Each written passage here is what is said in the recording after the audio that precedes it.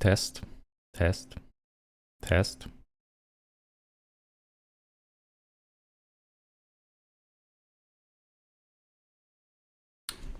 Sounds okay.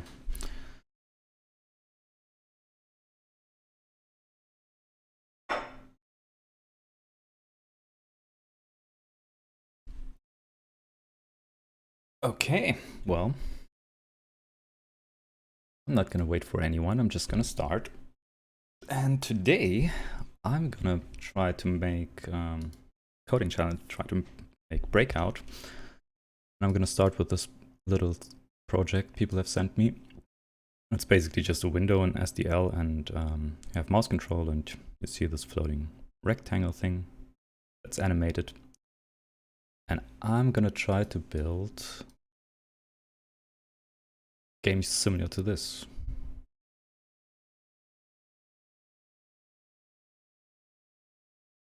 So let's start with the first thing. It's gonna be the pedals.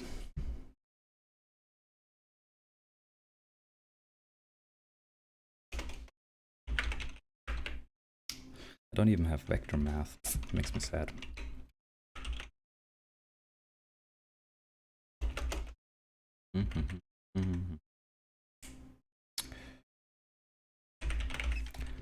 And I add the vector too, for convenience.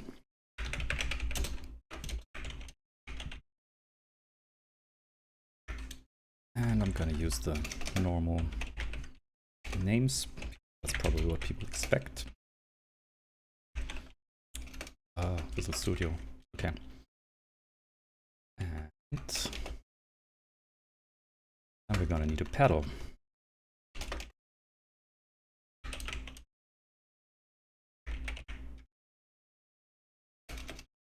This is gonna be the center.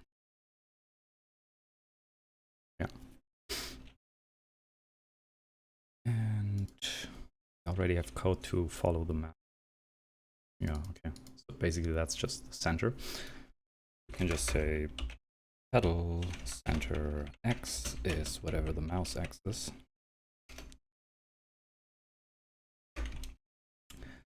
And we need some restrictions on how big the field is. I'm just gonna say it's 1 wide and whatever up. So I would need to translate that to game coordinates. Do I have some way to get the window size? Doesn't look like. Maybe in the.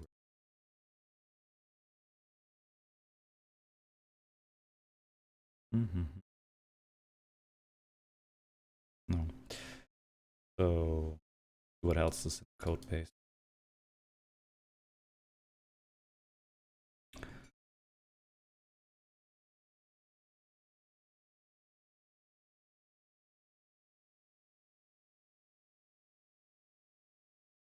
Window. Does it have update the size of the window?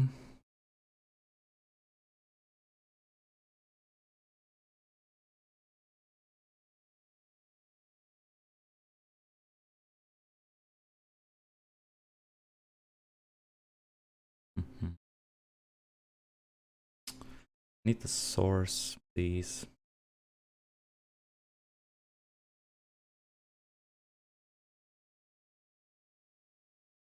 No, okay. So basically the renderer does not know how big anything is. Not too great. We want to get this before we pass update stuff. Should have a window which is called window. Studio lag, cool. Come on, give me some information. Come on, give me some information. Okay.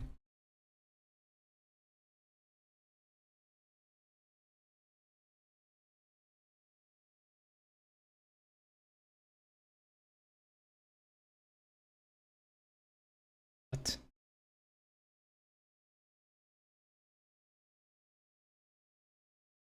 Okay, then I have to up the STL window stuff online, I guess.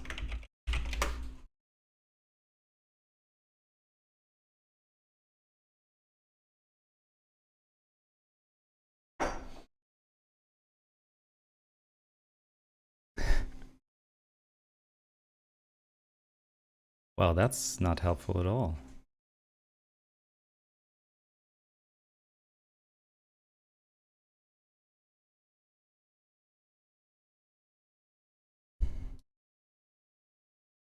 Is any information? Okay, STL get window size. Oh, it's a call. Okay, cool. Then we use that. So before we update,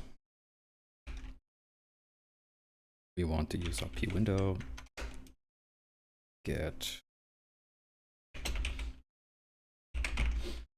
width, right?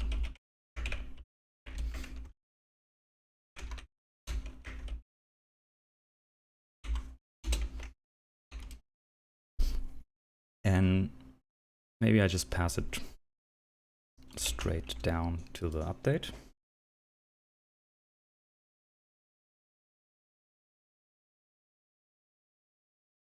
Should be, yeah, well, I need to transform the mouse position.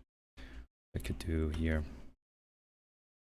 Well, no, I'm gonna do it manually.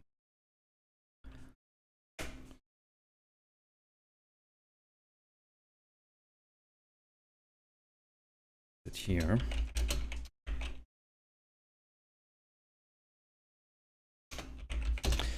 And since this is an object-oriented interface, I also have to update it in game base class, which is not fun.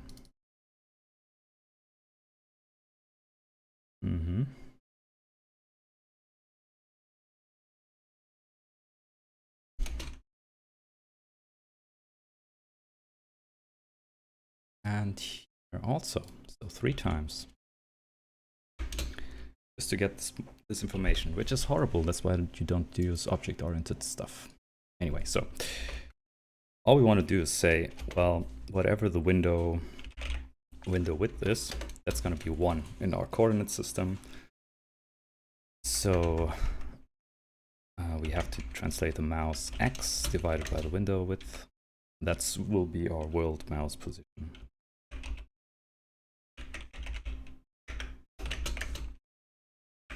As a float. And that's where we will set our pedal to. And then when we render, the renderer also needs to know how big everything is. Does it know that somehow? I mean, I could do this all in... Yeah. I'll try to keep the coordinates in one consistent space. So the renderer, what does it know? Nothing, it seems. Okay, let's just add something more to the renderer. For instance,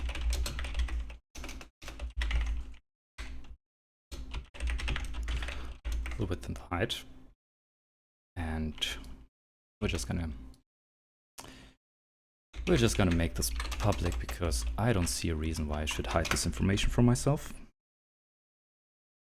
And then in the update game base, we just pass this to the renderer also, or we use it here.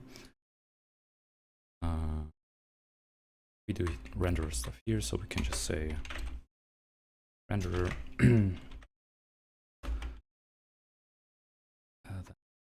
this information here. P renderer, is it a pointer? Not a pointer. No, it's a local variable. But IntelliSense is completely unreliable. So that's that.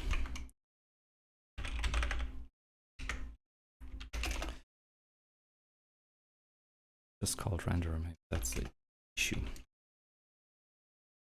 And then we can just pass this directly here, then we don't have to keep those 2 values in sync. Now the renderer knows how big it is, and now when we draw the pedal,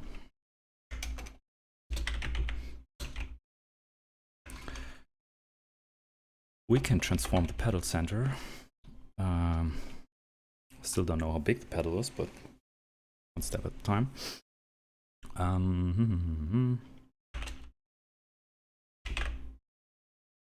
Correct. X is gonna be pedal. I have an inconsistent naming convention, which is not too great. So let's keep it to the naming convention of the code base. Like so. Yeah, that makes sense. Pedal center X, and that's gonna be from 0 to 1. So we need to multiply that by the renderer width. And the same goes. So let's call this vec2 min, which is gonna be this position. Then we need some width pedal size. It's gonna be yeah, not too big. Let's say 1/10 of the width and 20th of the height. So the minimum would be whatever the center X is minus the pedal size in X halved.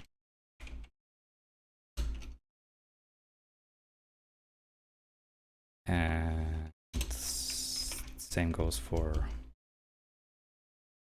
the height. Oops. So just give some weird stuff. Okay. It should be 0.5 and not 0.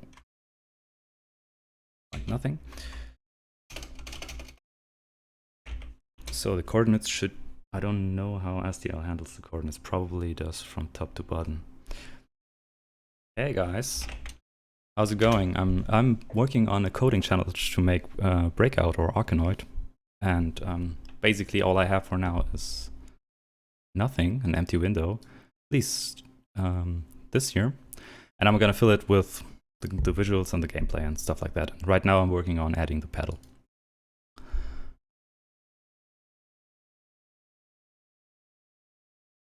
How are you doing?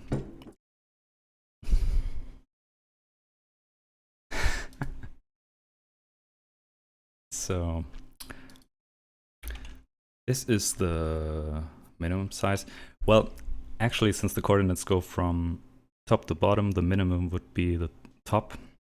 So I would have to add in the y direction instead of subtracting. Normally I have bottom left be the origin, but for this code base I'm gonna stick with what is ever implicitly stated, and it's gonna be top left instead of bottom left. Fancy stuff, exactly.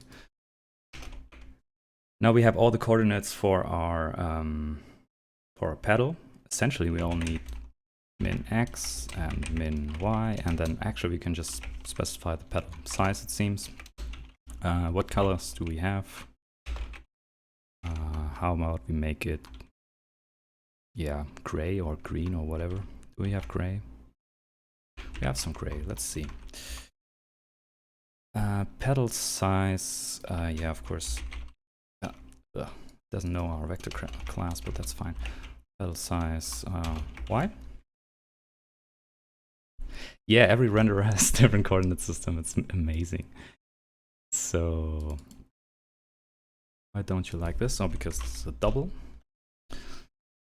And now we have security warnings from Windows. Oh yeah, we never specified our pedal y because I never bothered. And I have just to say it's something like it's gonna be in the low, like 1.8 of the screen of the window. Oh my god, my antivirus is killing me. What the hell? Just leave me alone. Did you? Not gonna deal with this every second. Okay, I'm just gonna move the projects to somewhere where I'm not gonna be bothered with the antivirus every second. So, oh my god. Yeah. This is game dev, right? This is what it's all about, moving things around so that Windows stops annoying you. Let's put it in here.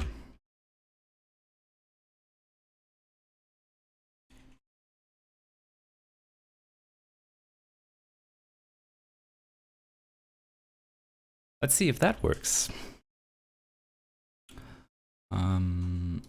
Or rebuild the thing.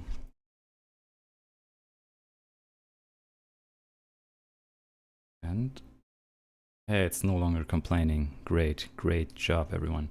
Okay, cool. So we're just gonna step in here and see what I did wrong, because those coordinates don't make any sense. Min is gonna be 3420. Looks reasonable. Oh, the pedal size. Yeah, the pedal size needs to be scaled with the resolution also, because otherwise it's gonna be subpixel. Window. Right. Oh man, it's so much better to not work with IntelliSense, but oh yeah. Now we have our gray bar at the bottom, which will follow our mouse. It's our pedal. Isn't it lovely? We're halfway through the game. So, yeah. But now if we scale the window, can we scale the window? Oh, it seems like it's fixed size. Well, if we have fixed size, then I'm just gonna stick to that. I don't know if this is intentional or because they just threw the demo together so quickly, but I'm gonna just keep the constraint. And now we're gonna also try to keep our pedal inside the screen all the time. So we assume that we're gonna have some kind of border around the pedal. And for that, we're just gonna define some constants like border width is gonna be yeah, like the pedal width, for instance, should have a type. And then we can have our pedal size, which is this one. This also should be available for everyone to see, but it's constant, so I'm just gonna put it in here, even though I should put it in the header file, but I'm not gonna bother too much by this. So all we need to do then is, if we set the pedal X, we want to ensure that the pedal X is within the bounds of the border. So say if pedal X minus pedal size X half, that is less than our border width. We set it to our border width. Set it to yeah, that's that thing. Else, if it's too far to the right, so plus the size halved is bigger than 1 minus our border width on the other side, then similarly we can set it to the appropriate value, which would be 1 minus border minus the pedal size halved, I think. And now it should be contained within the window with a small border around it. If I didn't do anything wrong. What don't you like?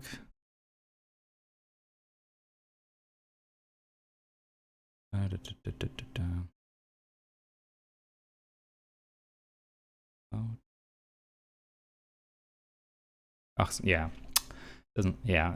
Okay, you see now it's never gonna cross this border that I defined on either side. So now we have instant collision detection for you vote for fixed resolution.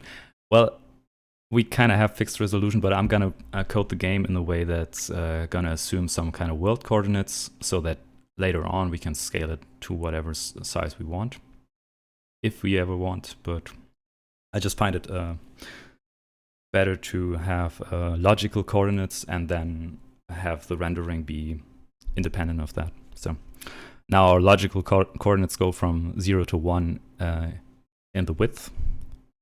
And yeah, that makes sense to me. No, we can lower the pedal a little bit because we don't need the bottom part of the screen. And we can make it thinner. I would say that's a good idea. So the pedal could be lowered. Just going to put that into the gameplay code because that's the update code, because that's where it makes more sense. It's going to be a little lower, and then the pedal thickness is going to be reduced a little bit. So now we see that it's going to be, yeah, okay. Now it looks better. And now I could also add the border so that we know that what's going on. If you can just draw the border around here. Maybe I do that some other time. For now, we need to add the ball, which is not going to be a ball. It's just going to be another rectangle. So go to our header file, and we call it ball center. It should be initialized with some standard value. Where do I put that? Does it have a constructor? It has a constructor. I'm not a fan of this. The ball center, it's just gonna be in the center of the screen, maybe, of the world coordinates, and the y is gonna be wherever the pedal height is. You can also make that a constant. Pedal y, so that we can use it later on. Yeah, it's not a vector, it's a float, of course. How are you guys doing, by the way? How many guys are there? One guy? Two guys? Yeah, two. So, just gonna say it's whatever the pedal center y is, plus the pedal size on top of it. So it's gonna be floating a little bit above the pedal, and this is just gonna be center. Oh. Two grown adults, consenting adults sharing a stream together. Amazing. So this little routine, I'm gonna use it probably more often. I should put it to the renderer, but I'm not gonna. I'm just gonna put it in here because I'm lazy right now. Can structure this around however we like. So just gonna call it no, the calling convention is this, I think. Render rect. Why not? And gonna need the renderer.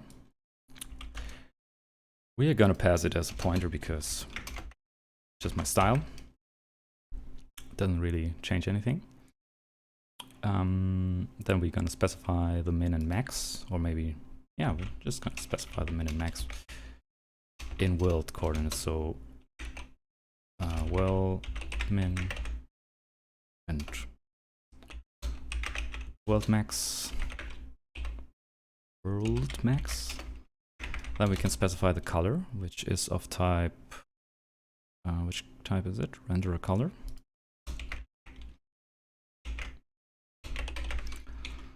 And then all we have to do is just adapt the min to be the appropriate screen min.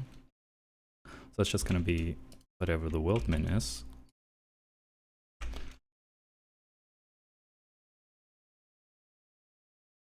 Times the resolution, which is a bit bad because we should also take account the aspect ratio here, but fix that later. To do fix.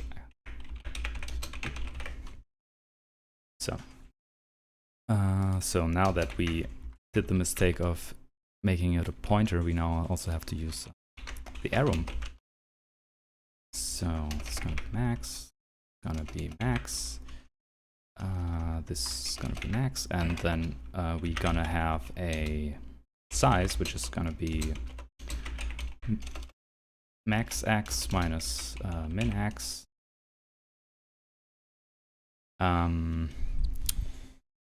Yeah, max y minus min y, and then we just pass this, pass min, and then we pass size. we already applied the render resolution. And then we pass on the color.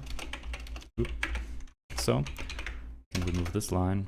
And we have to use an arrow. And now we can draw a pedal with render rect by specifying a pedal. Now I want to add some math operation like subtract and multiply because I just want to. It's gonna make my life a little easier. So vector to A to B turn.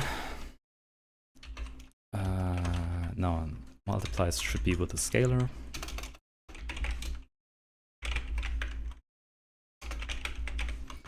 So that's just going to be a vector x times scalar and vector y times a scalar. Just going to return this, and then we want to add an add and a subtract. That's going to be A, and that's going to be B, and it's just going to be what you would expect. So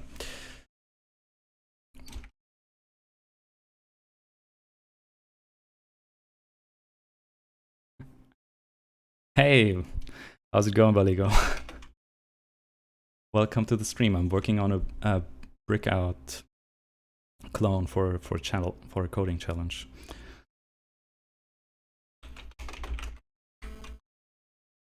Yeah, but you should use the appropriate operator. Oh my god, so many mistakes. Okay, it's all for a little bit of vector magic. So vector math. Now we have this. Normally you should put this in a separate file, but I don't care about organization right now. I care about functionality, and I know where to put the stuff when I'm done. So it's gonna be fine. So now we can do stuff like this is good. This is better. Now we can just say max minus min is the size. And now we can say here, hey, I know it's the pedal center minus the pedal size times 0.5. This should work now as the minimum, and then we specify the pedal size, and then we should also give a pointer to our renderer first. Renderer. I'm so used to not having IntelliSense and not having autocomplete in my editor, but for this project, because I thought it would help me to navigate to definitions, I wanted to keep to Visual Studio. Fatal error. Oh yeah. Yeah, because this is not a Unity build, so we have to do some reorganization. So this stuff needs. Actually, we just need to move the vector into the base and into the header. Oh no, that is actually fine. We need to move this. Is this the right file? Game app? Shouldn't it be game cpp? Oh, I see. Okay. Well, I guess we can move this into the it's the CPP file, and then it should be fine. I usually do Unity builds, so everything only ever gets seen once. Oh, look, I have some math errors. Isn't that great? I'm not going for all sorts of C++ shenanigans. I just I got a basic project set up, and I'm just filling in the gameplay and stuff. So it already had this base class and this SDL setup in it, and it also had this virtual game base stuff, and I'm just filling in what I was dealt. So I will avoid using further C++ shenanigans. Just gonna keep it to my style, but I'm gonna stick to whatever interface was provided for me. So, but now I have to figure out why I messed this up so badly. It's gonna be fine. So, yeah, so the pedal center is and we're moving up. So I guess I defined the minimum wrong, did I? Let me think about it.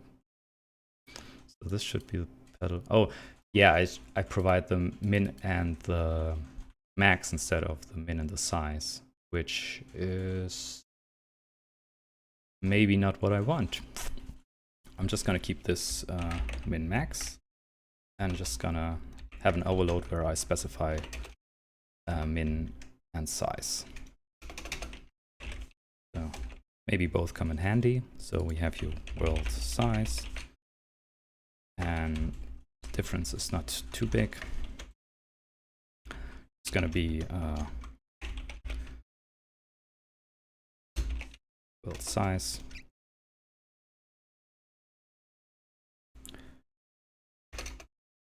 like so, and now we can simplify this a little bit by just saying, well, we just provide the min size variation of this. The order is important. Highly respected. Well, depends on who you ask, I guess. So we have world. Oh, I changed the wrong one. This should be min still, and this should be size. Now all we need to do is provide a world max and say world max. No, I did it the wrong way around. Did I do it the wrong way around? I want this to call this one, so that's gonna be fine. Should be fine already. Yeah, exactly. So this one should call the other one. So all I have to do is call world max minus world min, and here I just pass in the world min, which we already have, and just use the other function, which is more primitive, and let's have a simple overload like this. If you happen to spell it correctly, and if you happen to pass in the parameters correctly, renderer, and then it's just gonna be this. And now we can use this one for our pedal, because this is the information we have. We have a center and we have a size, and now it should work. Yeah, we're back to feature parity. Amazing, right? Okay, cool. So everything is set up, and now if we want to render the ball, it's just going to be another call similarly, and all we have to provide is a ball size. So it's just going to make up a ball size. And it's just going to be thin ball. I don't know if we already have the ability to draw a circle. Oh, dude, why would you do this to me, Visual Studio? Draw rect. I guess this is also by the guys. Draw rect. Okay, how about SDL render fill circle fill rect flush geometry. What kind of geometry? Oh my god. Okay, I'm not gonna bother with this right now. I'm just gonna keep it simple. First gameplay, and then we can refine graphics if we ever come to this. I don't know how long it's gonna take me to do this stuff. So now we have the ball, and we're just gonna render it. Just gonna provide ball center minus ball size halved, ball size, and in my picture I have the ball as cyan, so I'm gonna use that and just see where it is. It's below. Okay. Yeah, okay, because our coordinates go from top to bottom. Unexpected plot twist. So it's gonna be minus. So, okay, now we have the ball. Now we have the pedal, and now it's time to do some collision. I don't think it's made intentionally bad, the C++ IntelliSense. It just came later, and C++ is just a convoluted mess, so I guess the C# people just had more insight since they had to build the compiler from scratch anyways.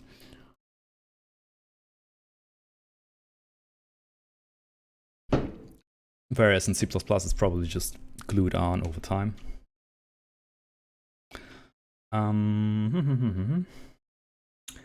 Now we need a ball. Our ball doesn't really have velocity, so it's just gonna have a direction or something. And yeah, we're just gonna give it a direction. And I don't know if it should collide with us instantly, but I'm just gonna provide a downwards direction. So just say axis. Well, I should have normalization and stuff like that, so I need to add more vector operators. Yeah, why not? I want to normalize this. Maybe I'm doing this too complicated, but this is just how my brain works.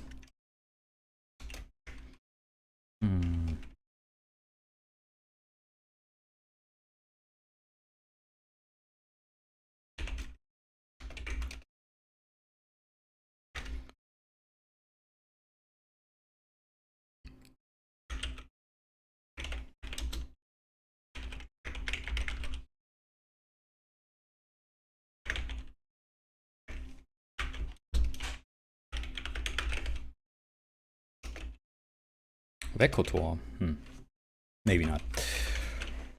Oh, why would you do this? Oh my god. I'm so not used to this. To this IDE, I don't know.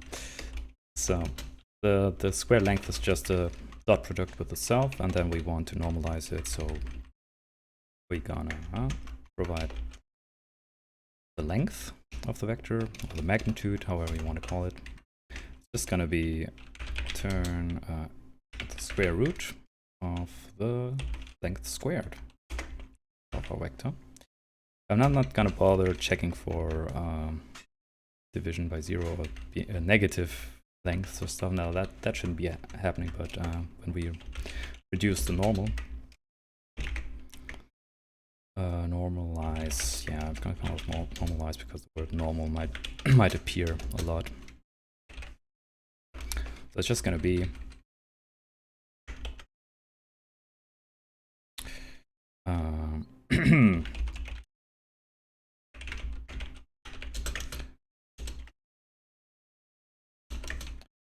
I'm just gonna say return vector x times inverse length.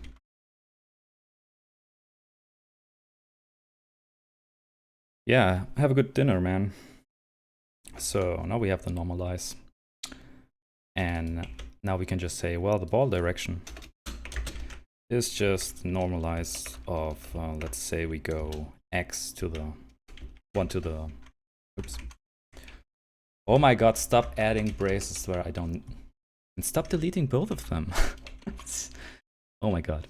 Okay, we're just gonna go 1, 1, so which means 1 to the right and 1 below.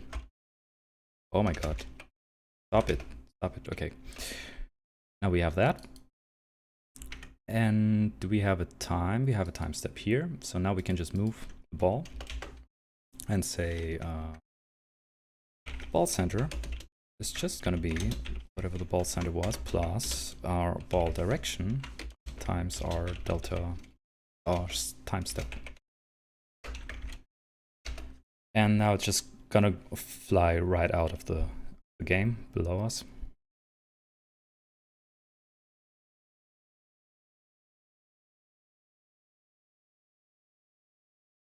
Yeah, it doesn't like the fact that this is double. There should be a float variation of this. I'm not sure anymore. Okay, well then just gonna cast it, doesn't matter.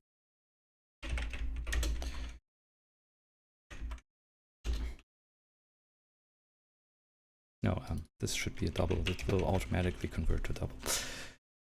So, too many errors. What's this?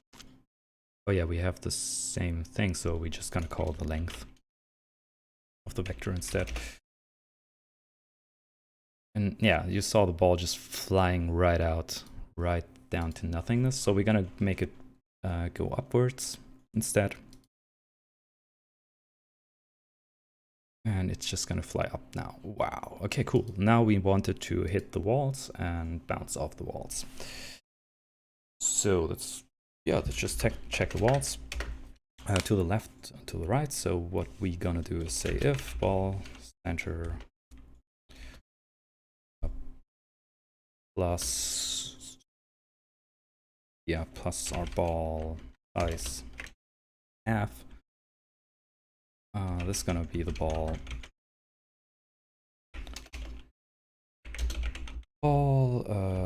min. It's gonna be this one.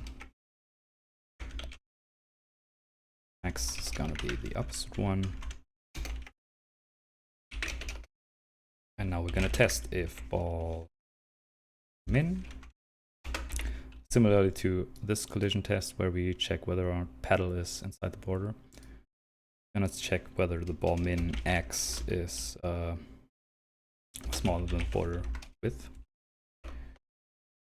And all we're gonna do is we're gonna let it penetrate it a little bit. Should fix that, but I'm just gonna keep a bool which says no, that's not enough, because I also need to know the normal, the bounce off normal. So if we hit the right wall, all we're gonna do is say, okay, ball direction is in X is gonna be flipped like so. And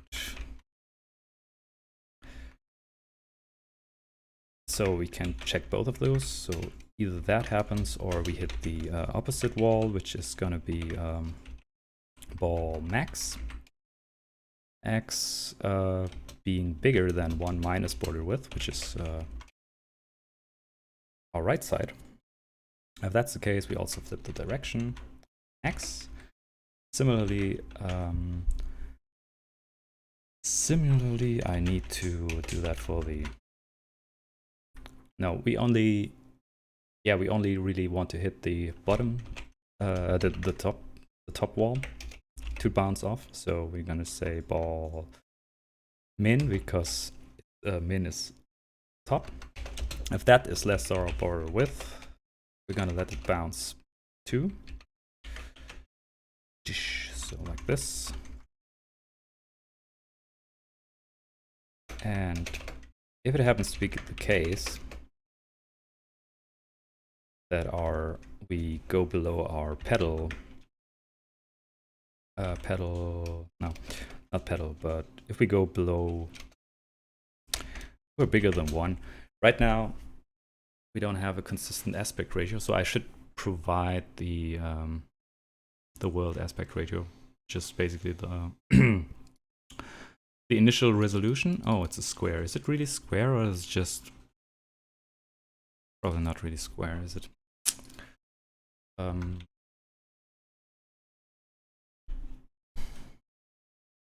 Okay, so wow, look at this collision. Isn't this amazing?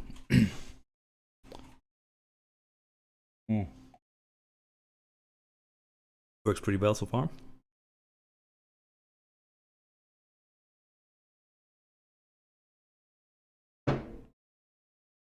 So, oh, okay, it penetrated the wall. That's not nice, but we can fix that. What I wanted to do is check what the initial resolution is of the game, or I can just specify it, and I don't know what's gonna be it, but it looks like it's 4:3, but flipped. So 3:4. Not sure. I'm just gonna pretend it's 3:4, and yeah, yeah. I'm just gonna pretend that. So the world coordinates or the world size is something that we should take into account, and it's gonna be const back to world size. It's gonna be 1 in x direction, and it's gonna be 4/3 in y direction. So it's a bit higher than its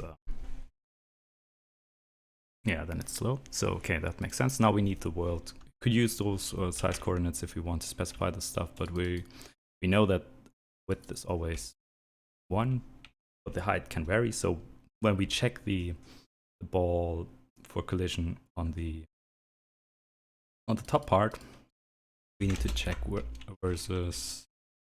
No, top is 0, so it's gonna be still border width, but the bottom half is gonna be whatever the world size high is, y is. If we ever cross that, then we're out of the picture.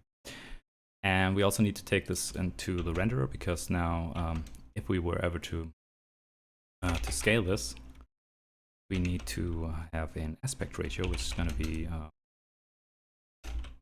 width over height or something. It's just going to be x divided by, I mean, this is fixed, but you know, world height, and so that we can correct for the height. I think we should correct for that. But yeah.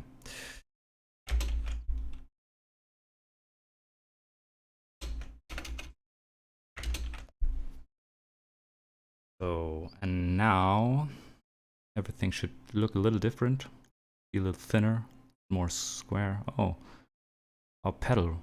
Yeah, our pedal is more to the bottom. So I guess this is wrong. Oh yeah, no. Now we specified the pedal height to be some constant value here, but the pedal y should be 0.9 of the world. Oops, the world size y. So still not there. Probably just turned bad. So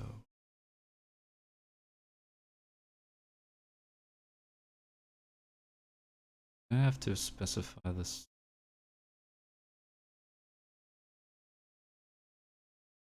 I'm just experimenting with it. I always confuse those. Okay. Now it's there, which is weird.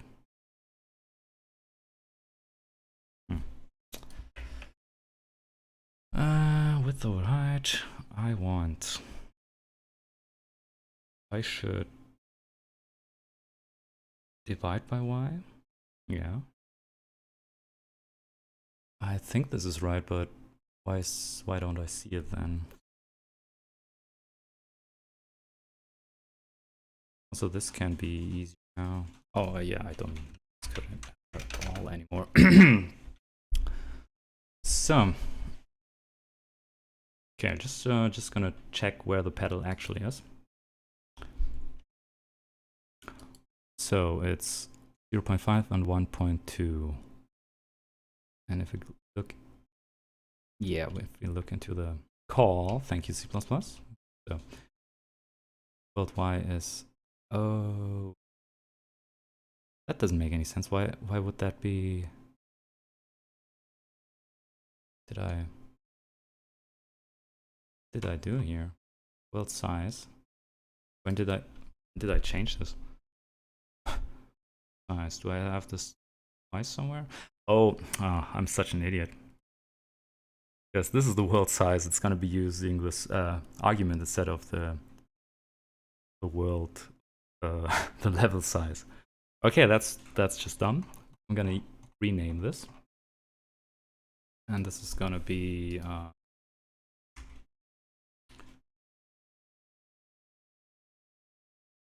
game world size. I don't know. Okay, that was done. What's using? Oh, not the one. Change this one. So, what else don't you like? Yeah, that's fine. Game world size. Where? And yeah, game world size again. It's a part of an interview process, actually, yeah. So I just thought it would be fun to stream it also. Yeah, look at this, perfect. Okay. So the argument was overshadowing the constant, which is a bad idea. So I'm gonna make these more apparent than these are actually global.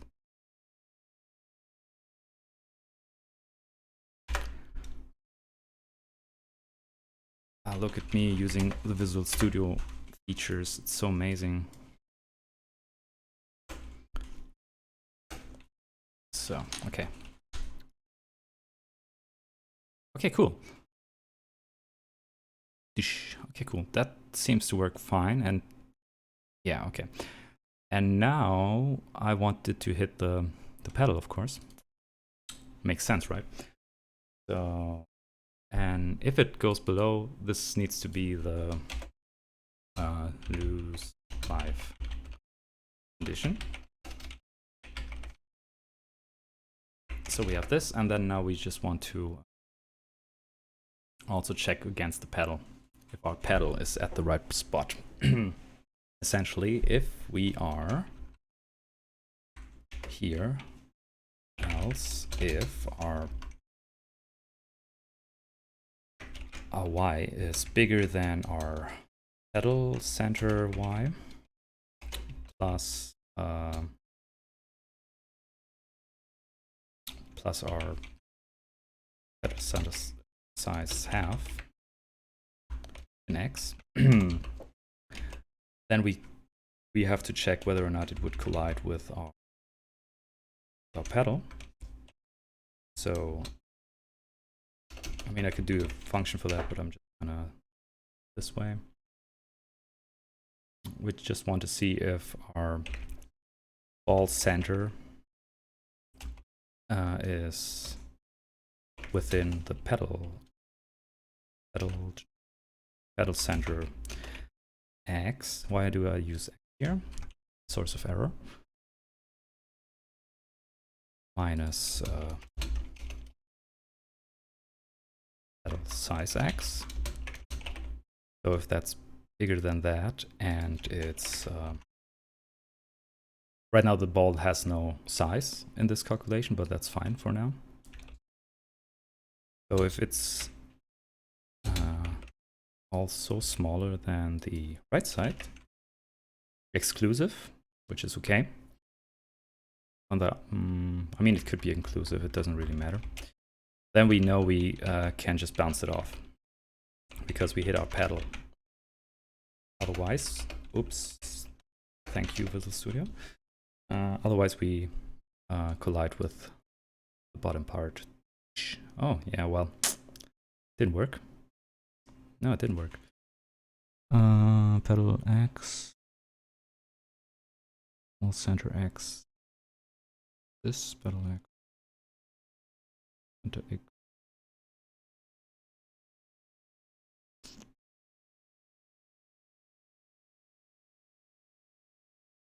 Seems like this never triggers. Okay. No, it actually triggers.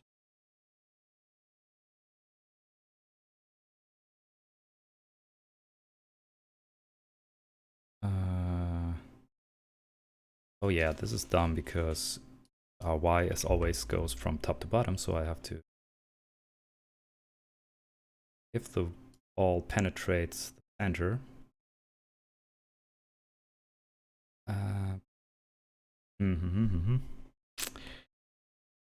yeah, we should do this a little better because this doesn't take into account if the ball is already passed. So it's gonna do an overlap test.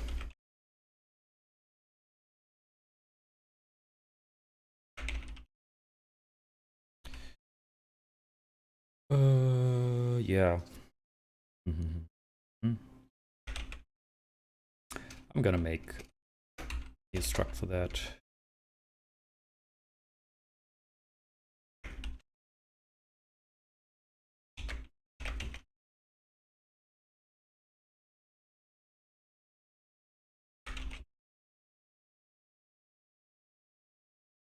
Yep.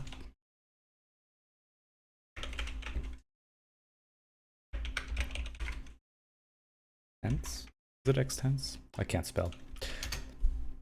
What are you guys up to? Am I boring you? So, okay. I have a box. And now we want to check whether or not boxes overlap. Nice, okay. You're very welcome to Comfylurk. Overlap. Well, yeah, whatever. So all we need to do is check if a min x. You could also iterate over it because it's just a little less error prone.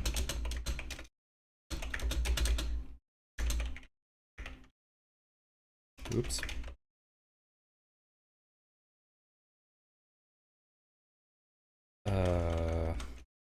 I'll just E.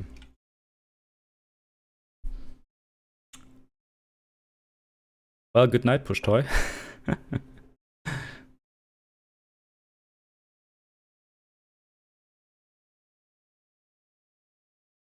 Oh, okay. Well, I hope you enjoyed. So, my smartphone. So, if a min bigger than b max in that dimension, or vice versa,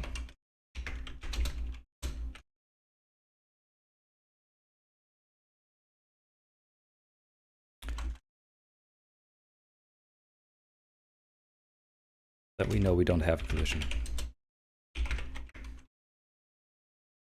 think this is all it has to do. It's so simple, but I keep forgetting.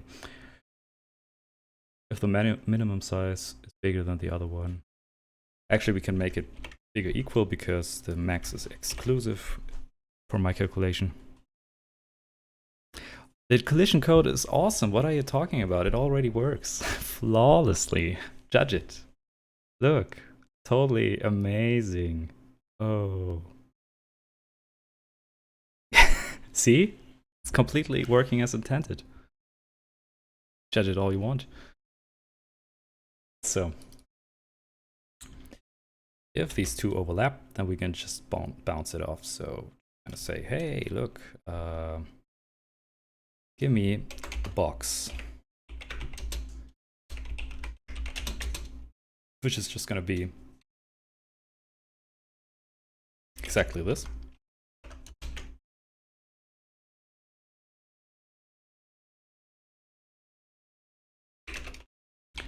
Same goes for the pedal. Pedal, gonna, after we clamp it, we just gonna create a pedal box.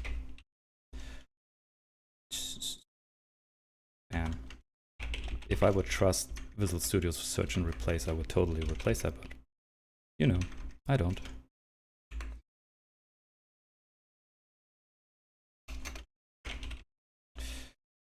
We have a pedal box in the ball box, and we can say ball box min we had previously, and ball box max here, and we can say ball box max no min. This is the top part. Makes me sad. It's this way around, but you know, if these overlap, they didn't. Yeah, I have to remember whether or not they already overlapped. Pedal box and ball box. So yeah, I need to keep that in mind because this collection might be going on for a couple of frames. So,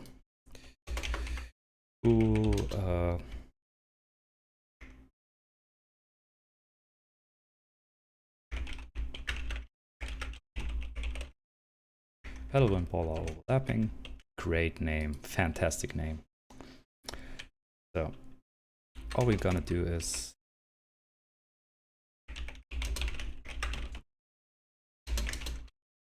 compute the new overlapping, and if they don't overlap and it's a new overlap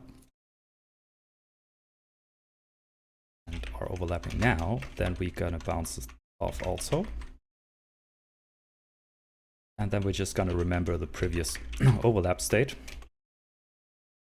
in order to know that we don't have to bounce off of it every frame, because otherwise, if we don't remember what the previous state was, it might not move enough the next frame, and then it will just bounce inside the pedal indefinitely. There is no velocity in the game. It has constant velocity. Come on, man. Don't be like that. So then we have ball box min again. And so let's see if this works. Oh yeah, that still doesn't work because we haven't defined the borders and with what the ball already interacts with. So that's going to be a little more complicated, but that's fine.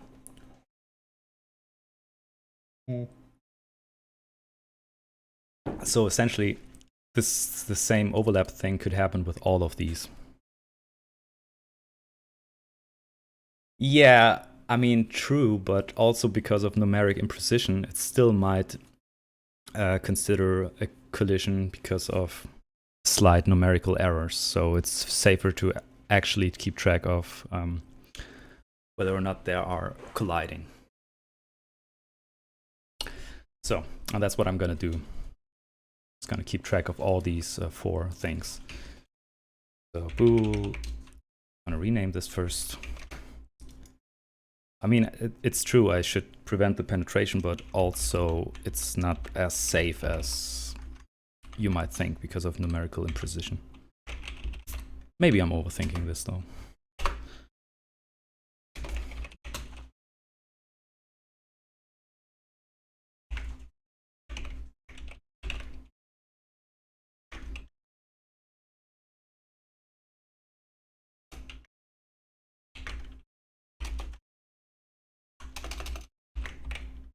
I'm just gonna keep track of it now. So, and all we have to do is take this test, say, hey. So this is gonna be overlaps left. I mean, it cannot really overlap both, so it should be fine if I keep one variable to track both, but it's really not that big of a deal.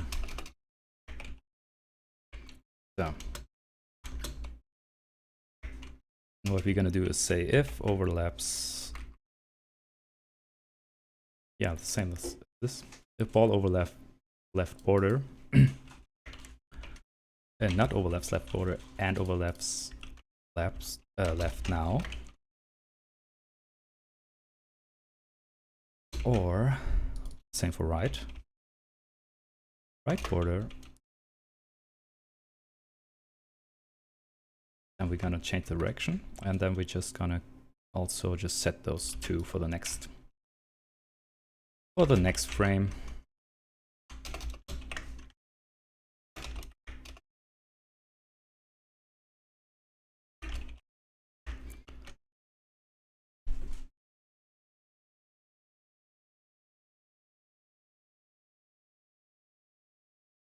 Yeah.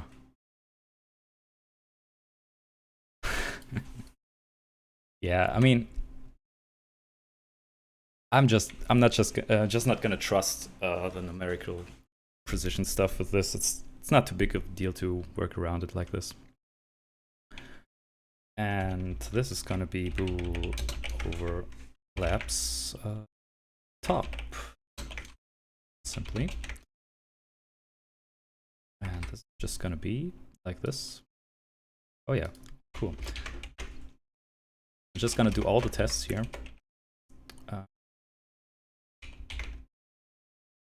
It's gonna call this name overlaps pedal. And I'm gonna do this, and then I can do the same as above. It overlaps the pedal, or it overlaps the top. Overlap top border. Overlaps top. And say overlaps top, overlaps top. Just gonna keep updating this. Add. And this is the loose condition, which we can do extra because we don't have to keep track if on the loose we overlap, because we're just gonna reset the game, or reset at least the ball position.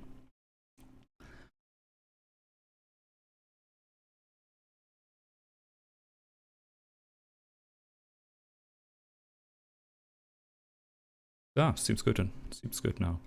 Whoa, oh my god, I'm so bad at this game. Bad at my own creation. So looks good, looks good. And also we didn't have to actually place the ball outside the region. We could do that, but yeah, I mean, this is just, it's not really gonna affect the gameplay too much unless you run at really poor frame rates or really high frame rates. Yeah, the side part of the pedal is something that I have to do, because it should bounce differently depending on where on the pedal it hit. So that's the next thing we want to add. As you can, if you look at the gameplay from the Commodore, I think, you can see that if it hits the orange parts at the left and the right side, it bounces on a steeper angle. And also if you hit the right side, it bounces to the right, and if you hit the left side, it always bounces to the left. So this is something that I also wanted to do. Yeah. Well, why did you do this? Okay, I just wanted to pause. Thank you.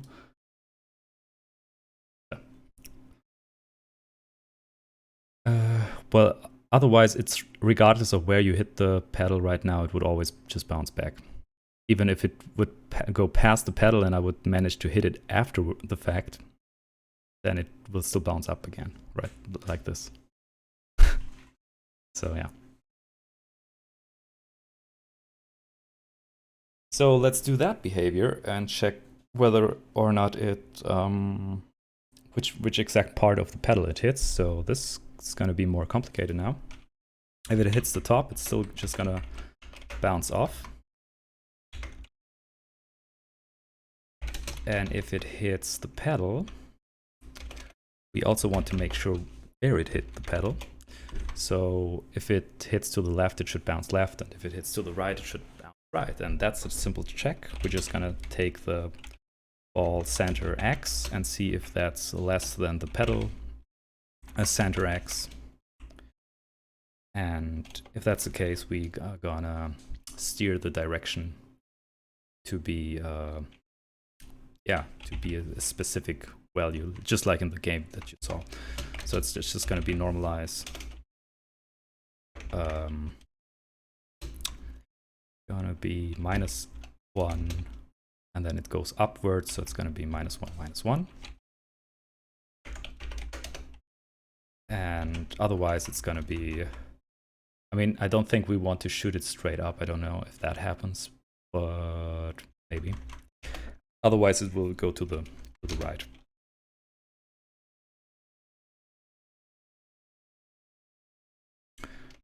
Yeah. So now if I hit it on the left, it should bounce back to the left, but I didn't manage to do that right now. So see, now it reflects to the right again. Okay, cool. Yep. this. And we can also add a steeper angle region, just like in the game we just saw. Yeah, that works fine for now. Oop, cool. Yeah, we could add a steeper version where we just say, well, if it hits, let's say the fifth of the pedal, so it's even steeper than that if order x is less than pedal center plus minus pedal size x times 10%. The fifth would be this, but yeah, no, I want 10% of the region to be that. And then I'm just gonna make it steeper. Like for instance, it's gonna go 2 and x and 1 up. It's just a little steeper. Else, if that's the case, so then I'm gonna do, okay, if it's in the other direction, so it's gonna be x is past the right side, then it's gonna be steeper in the right direction.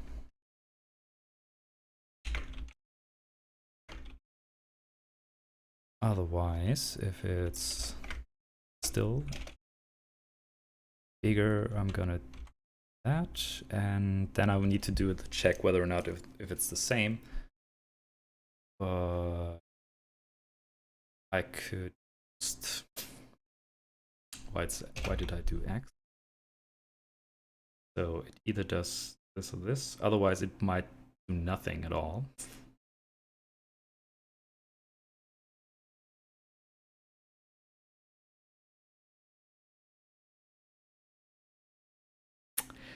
It's not really a capsule collider, it's way simpler than that, and I think it's more arcadey, so the player always gets the steep angle that they expect, but maybe I'm wrong.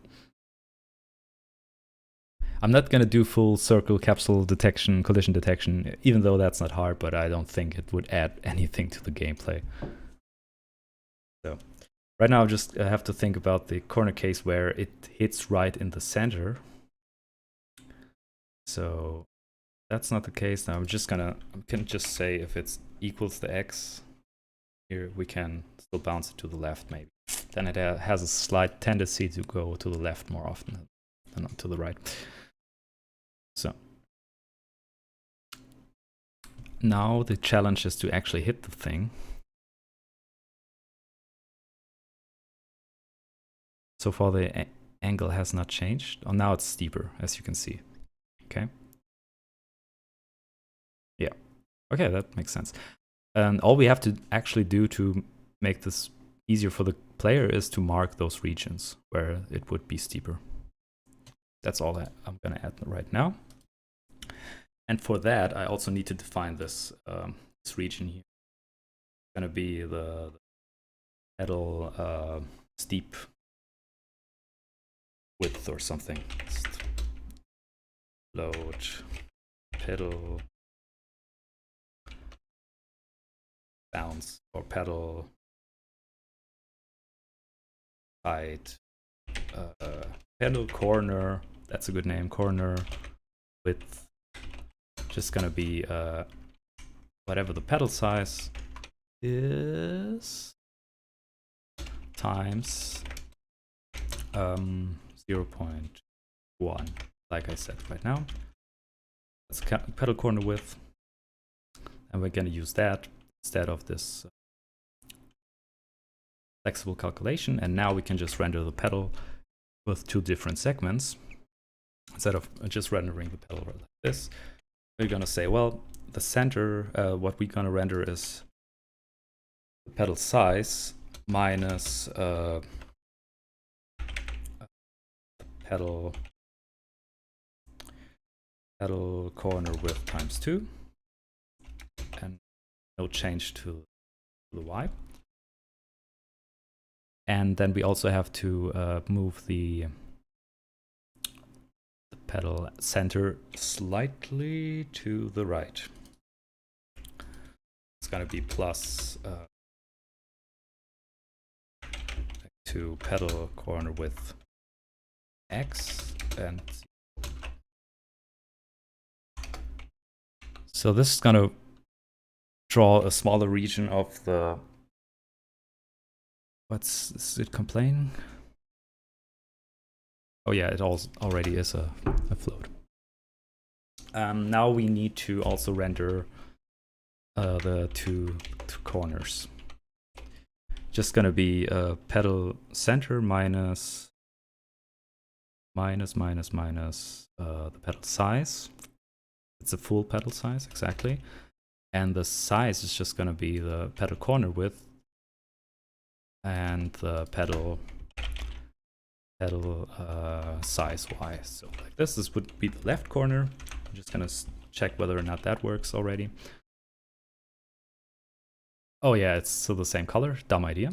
I'm gonna make it red just like in the video. And see how big the region actually is. You can see it's a bit small, so I'm gonna probably just increase it.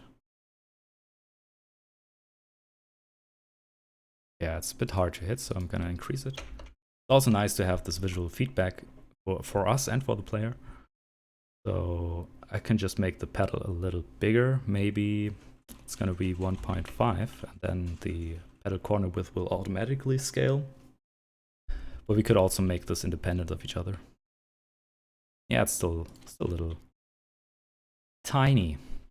So let's make it bigger portion. Okay, now we have this, and we can imagine on the right side there should be the same region.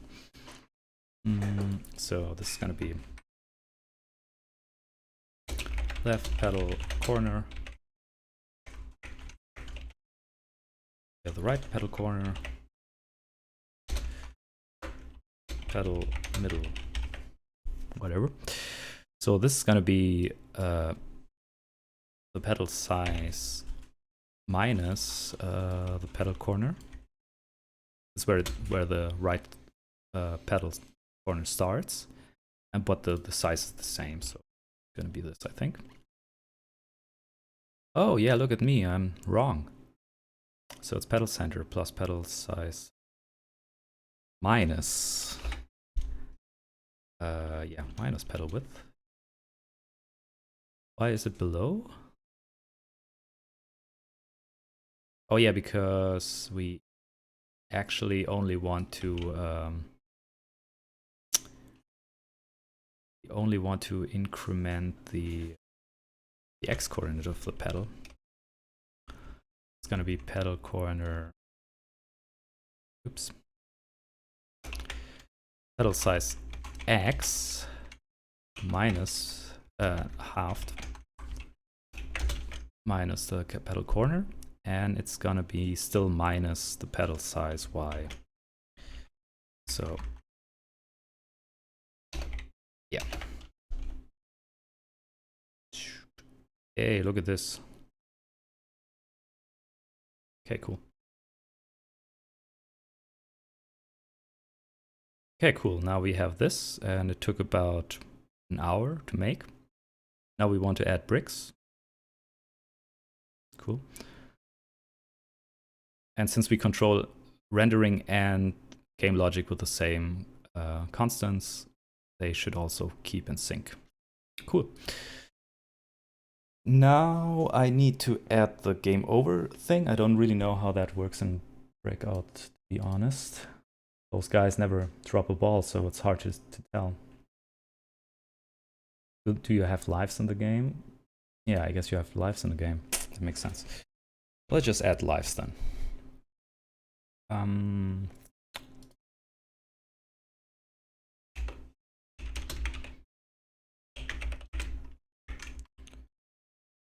I have lives, then when we start the game, we're just gonna start with a couple lives, or we're gonna go into a start screen, but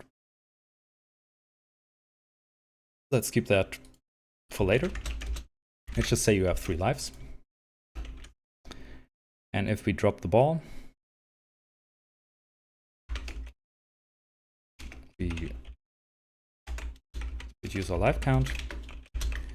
if no life count. I mean, yeah, I think we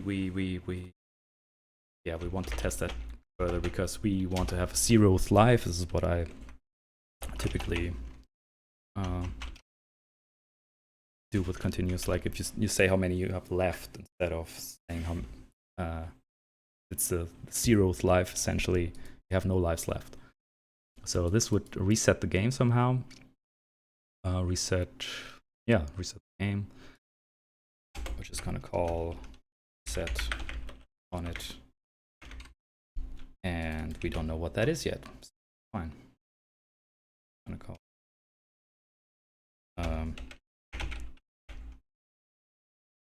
set. It's gonna just be this stuff.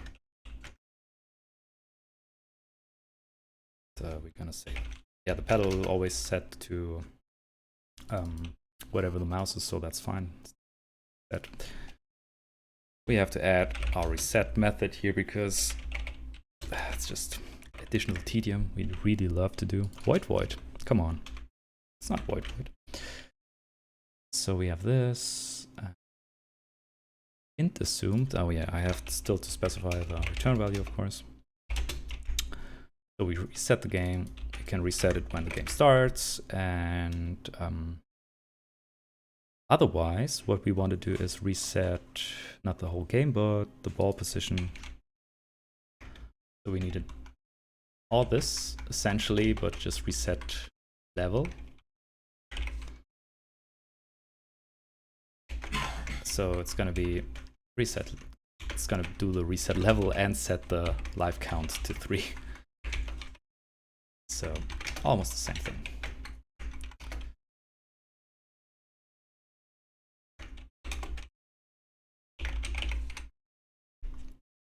So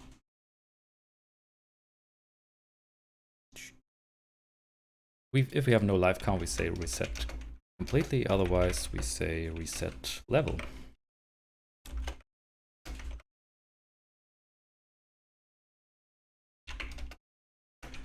And because we don't have a menu or anything, it's just gonna instantly reset it when we drop the ball. So we are here, and it's gonna go down and then instantly spawn a new ball at the previous height. Great, fantastic.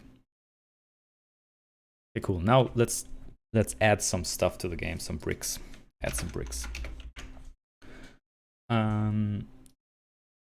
How many are there at the first level?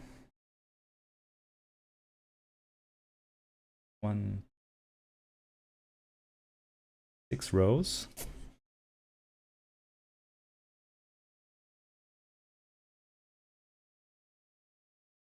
13. 13. Interesting. Okay. I'm just gonna have a thing called a brick.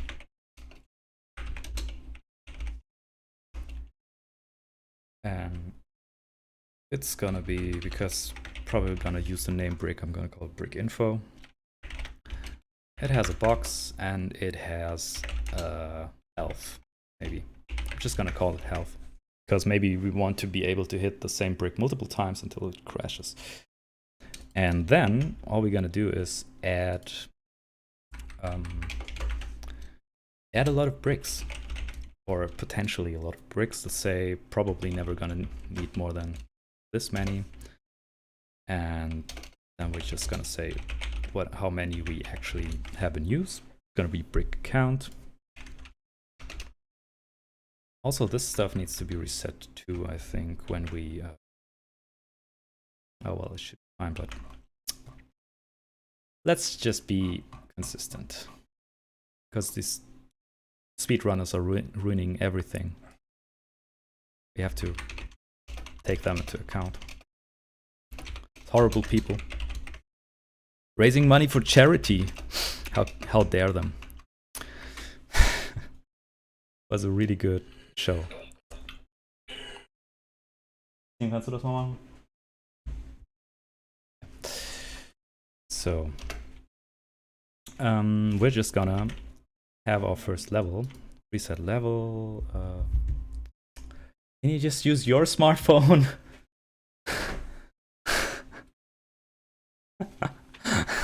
Oh my god. Okay, reset level. Let's just reset the whole game. Yeah, we want to spawn some bricks, and all we have to do is set the brick count to 0. If we reset the game, reset the level, then we're gonna spawn some bricks. Y is goes to 5, I think.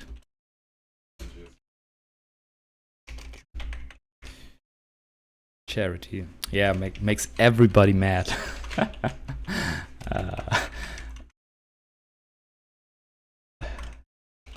Oh my god. So the brick size would be, what's a brick size?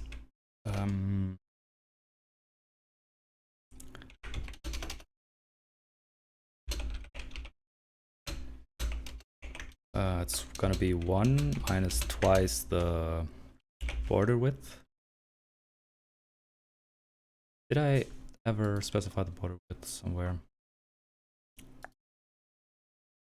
Or do I just, yeah, use it here, so I'm gonna move it up to my constants here. Gonna rename it border width. Please do it. Okay.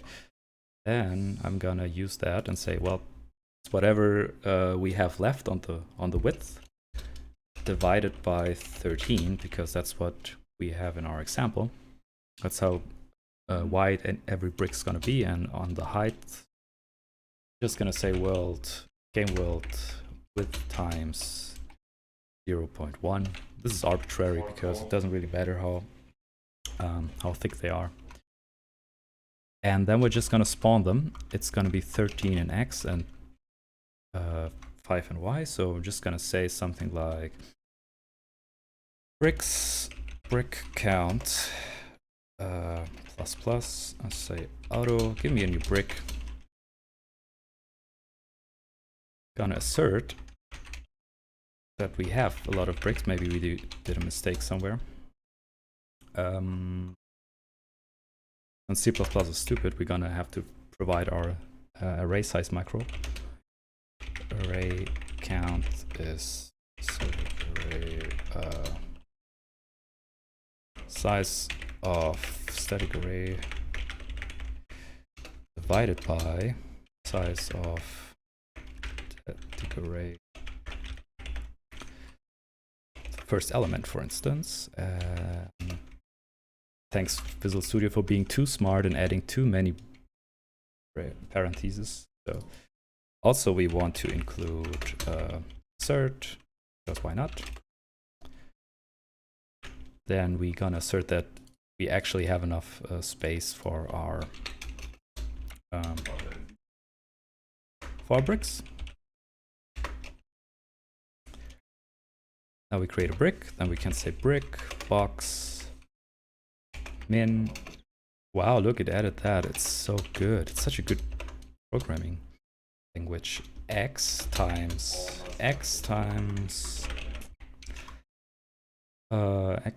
Y. I need some offset in Y, so just gonna say float brick Y offset. Where they start, it's gonna be well, I don't know. Just gonna leave space for bricks or something. Times Y times 4, or yeah. So we have a little bit of room above the brick, and the yeah, that's gonna be just this, the vector of X and Y. It's complaining because it cannot cast them something, I guess. Does it? Yeah, oh my god. Oh my god, that's, yeah, I mean, it's really hard to convert that. You know, I might have mentioned that I'm working on a programming language, and stuff like this is such an easy fix to implicitly cast something to float and something. Maybe you don't want it, but I think it's reasonable to let that just work. And then we want to scale that by brick size. Well, I guess it, yeah. See, that problem would have been solved just by the multiply in itself without the cast. And the difference is that the x coordinates start at wherever our border is, so it's going to start at border width. And the y coordinates are going to start at our brick y offset. So, like this. Now we have the bricks. They don't have health. We should give them some health. Health is going to be, I don't know, it's just going to be 1 for now. So we reset the level. We have some bricks, and now we can just render all the bricks. That's the next step. We're just gonna say, okay, for and equals 0, e less than our brick count. We're just gonna try to render them, and we're gonna use, yeah, we already have everything we need. It's gonna say, give me the brick at the eth position. It doesn't have to take a reference, you can just use copy. And we're just gonna say, well, bricks have a box, so we're gonna use brick box min and brick box max to render it. And have just to call the appropriate function. And would make sense to give bricks a color, so we're just gonna do that too. Brick color, because that way our game looks a little bit more interesting. So we go here, we just give it a render color, and we can, when we generate the level, we can have an array of colors. Here, we can just say, okay, renderer, colors, and it's gonna be like five or something. And it's just gonna say top to bottom, just they appear on the, oh my god. You know, this is a child-friendly stream. Don't say stuff like that. With drugs, he means medical prescribed drugs. I assume, right? Yellow. Then we have blue. And then we have purple, or is it magenta, or what is it? Pink? It's just pink.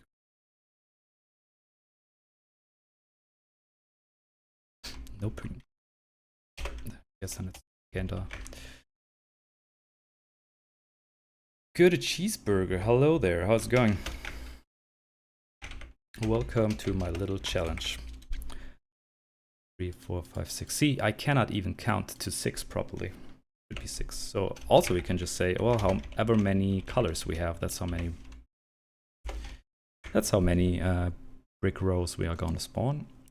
And then we can just say, look, the brick color is just, IntelliSense hasn't catched on the colors yet. This, and so I actually need the error output. This is just useless. Where are my windows? I just want to see view, probably. Error list. Yeah, okay, cool.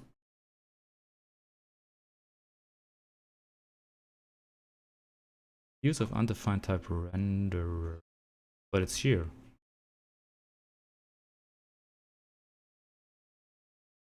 Are you kidding me? Is it not public renderer? No, it's right here. Renderer color. Hmm? What? Excuse me. C++. Color, unknown override specified. Okay. Well, maybe one of the other. But it's right here, and I actually include that, which includes the renderer, because it's using it right here as a reference. Maybe I'm wrong. So let's see. No, oh, it just... See this? Okay, it's fine.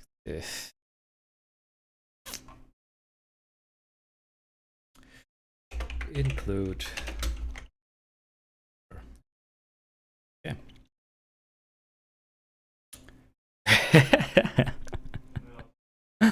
Okay, it seems like they are a little too big. Okay, cool. Wow, wow. Yeah. So. Your work prescribed to someone. Okay, fair enough. Oh, I never set the max. See, people, why did you leave me without setting the max? Max is just the min plus the brick size that which I specified previously. So, oh yeah, look at this. It's horrible still. Why are they so big? Let me think again. Oh yeah, I have to put brackets around here, braces around there, whatever. Okay, that's better, but they are still way too wide and inconsistently sized. 2, 3, 4, 5, 6. And also it goes the wrong way around. So X is 13.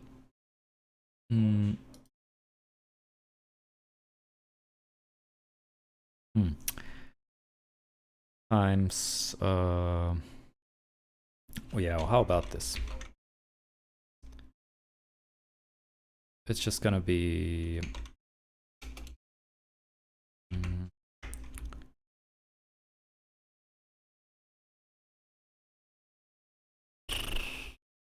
I'm not sure how wide they should be.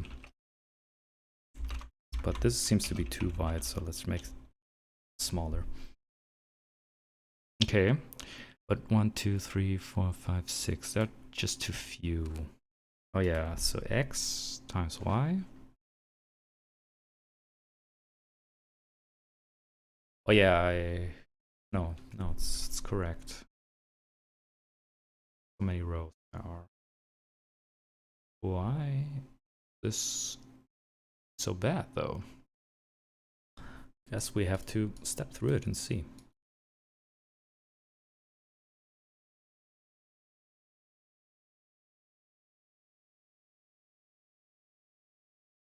So that's the start.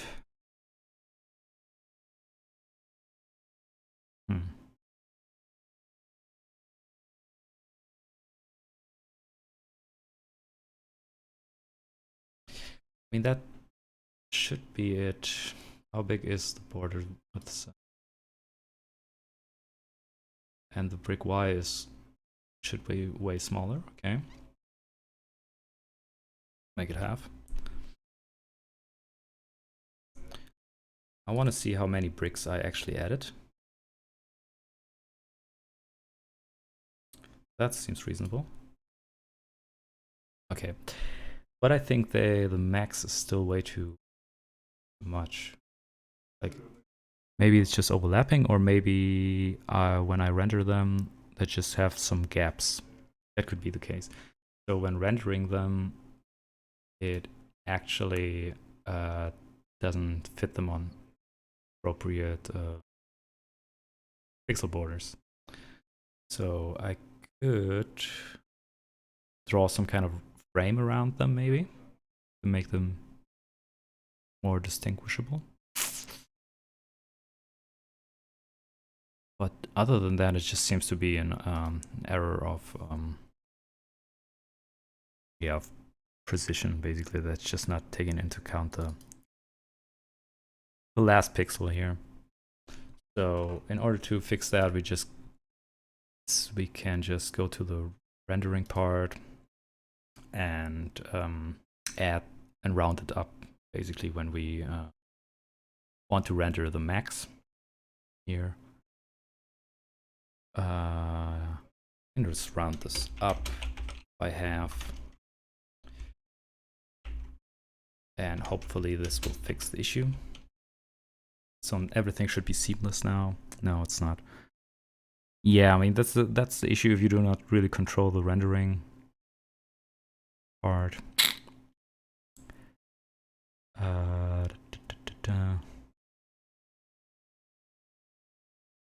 Yeah, I'm not sure.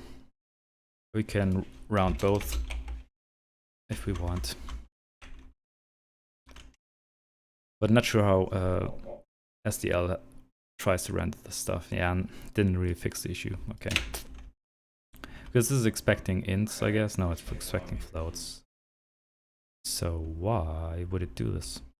Yeah, in OpenGL, if you have control over the whole rendering process, you could make it more precise. But right now, since I'm decided to not use just pixel coordinates, that I've used some kind of world coordinates, the rendering should be tweaked a little bit. But this should work. Now all I want to add is some kind of border around the bricks so that we can see them better. Yeah, when rendering them. And I don't know if we have a function for that in SDL,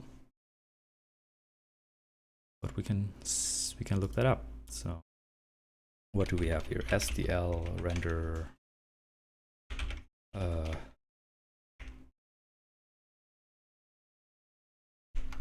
draw lines, draw points, draw rect.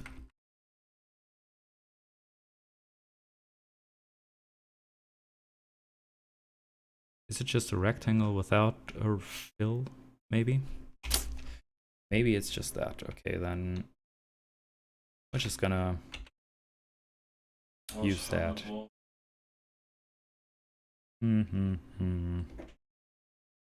Interesting how they have to provide a struct to render rect, draw rect. Gotta copy this, draw rect frame. That. Oops. Rext. Get rext.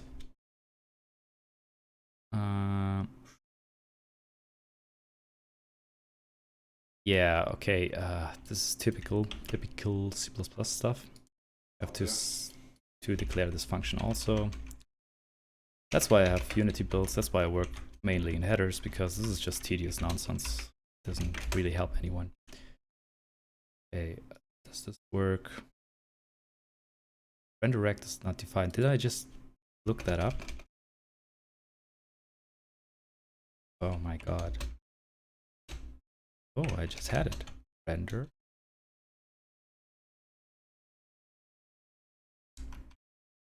It was here. Oh, just draw rect. Yeah. Draw rect, fill rect. Okay, good. That makes sense. Okay, now we have this, and now we want to add a frame too. So we're gonna say, look, give me that, but a bool is filled. Maybe. It's gonna be true by default. And then we just say if it's filled, that, otherwise we call the other function, which is draw rect frame, like this, and then we can just also pass this down here. And now if you just call the brick twice, draw min max and draw with max, where we just draw the frame in a different color, just say renderer color white, for instance. Just want to see if we see anything. Yeah. Okay, it seems to be the same call. I don't get it. Oh no, I have to say false because I don't want it to be filled. Now we're talking. 2, 3, 4, 5, 6, 7, 8, 9, 10, 11, 12, 13. Okay, cool. So yeah, we have some pixel issues. We have to, we have to transpose them properly to the from our world coordinates to the pixel coordinates, but you know, it's a good start. So we have some bricks, we have some balls, and now we gonna also add collision with the bricks.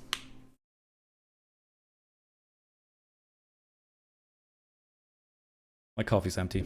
I just drank from an empty mug. Makes me sad. Makes me so sad. Now in our gameplay code,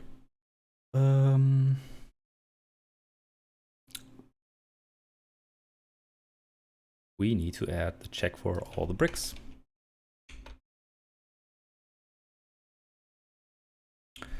Don't need the renderer anymore. We're just gonna check whether or not.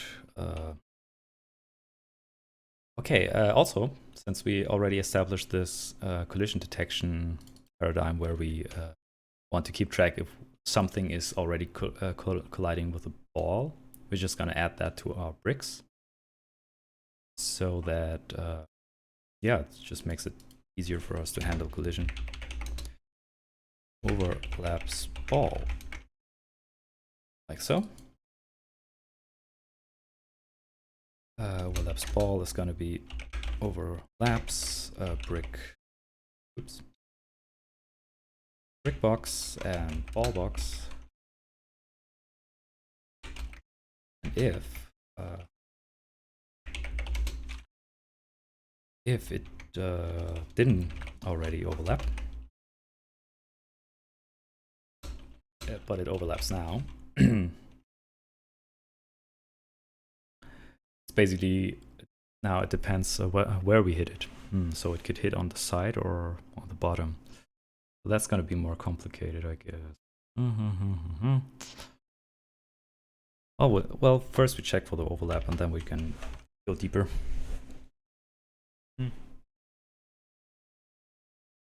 What are these? Are these colors, or what are those coordinates supposed to mean? Don't tell me it's Morse signal or something, please. Dirty brick color. Thank you, but why? Where did you get them from? Also, it's a challenge. I'm supposed to do this all by my own, so please don't help me. Okay. Now I just want to detect the closest edge, basically.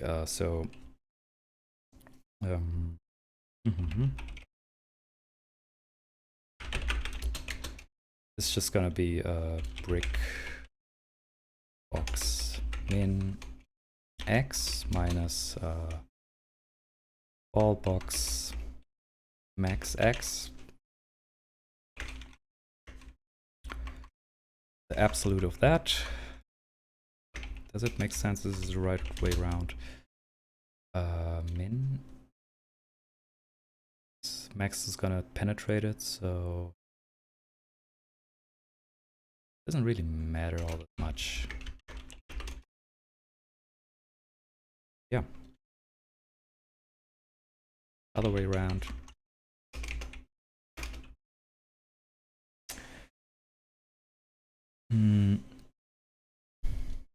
We're just gonna say which side is it. Inside. It's just gonna be just gonna make an E out of it. Left, right, top, bottom.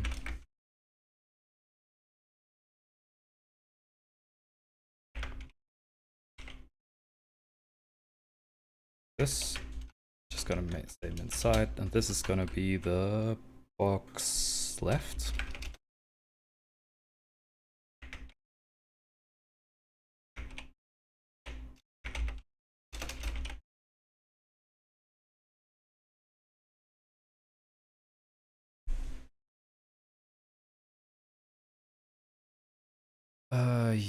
Yeah, it's just gonna be left, I guess, because otherwise I would do this and stuff. Doesn't matter. Doesn't really matter. So the min side is gonna be this, and then I'm just gonna say distance is gonna be the next points. It's gonna be the this is the that's the min. Then we try the other way around. If our distance is less than min distance, say min distance, and we say our min side is gonna be the right side. Gonna be a little bit of tedium, but I'm just sketching out a solution. Why do you not? Oh my god. Okay. So we check all the sides. I could collapse that in the for loop, but it's okay. It's a code challenge, not an art challenge. Well, I don't know. Better safe than sorry. So we have these two, and now we just have to test the same for y.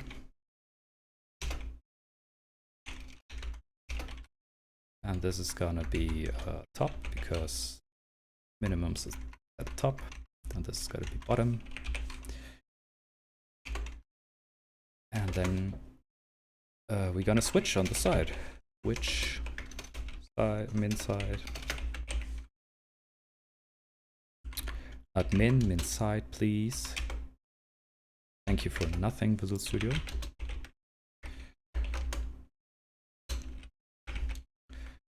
And if it's on the left, we want to bounce on the left. So it's essentially all direction x is gonna be flipped. Yeah. And so the same goes for right. Wow, it's actually not that complicated of code. But you know, sometimes you just have to type it in to see how simple it actually is. And the same goes for y. And also, after doing all this stuff, we also have to update the brick, regardless of whether we collided. Yeah, we should take the pointer to the brick because we also want to change its state. Why, mouse? Why did you crash my sensitivity? So that's...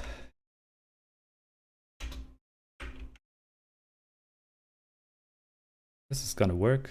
Probably not gonna. Okay, yeah. Show me the error list, please. No warnings, I don't care. So, collapse ball, sense.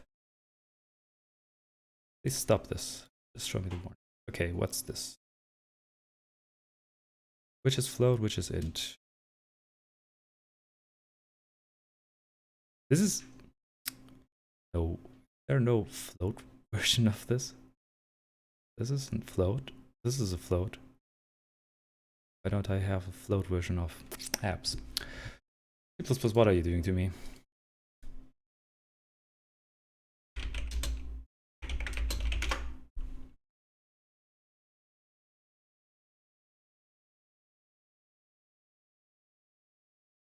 Is there an f-apps or something?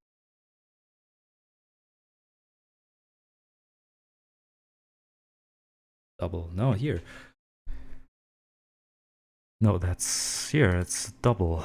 Why don't you pick that one? Best programming language ever.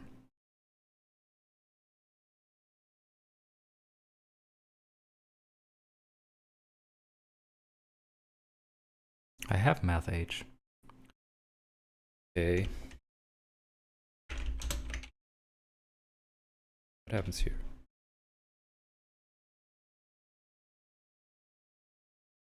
Like, are you kidding me? Why don't you find float apps? This is float. Wow. Like, really? Oh my god, whatever. I'm just not gonna deal with this right now. Just embarrassing.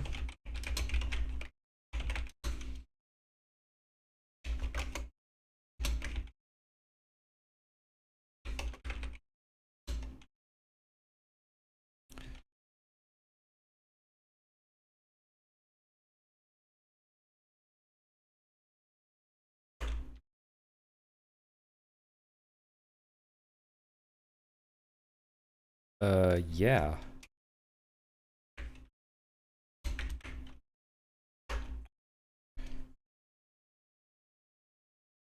Cool. So we collide with the bricks. So good, so far. Now we need to destroy those boys. Okay, that's not working. So,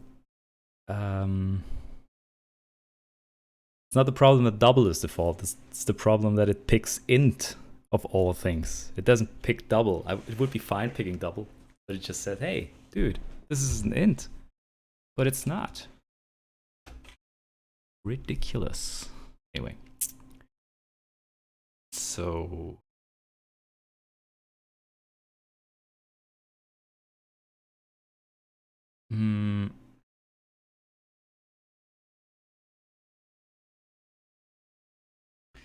this should work, but it's somehow doesn't.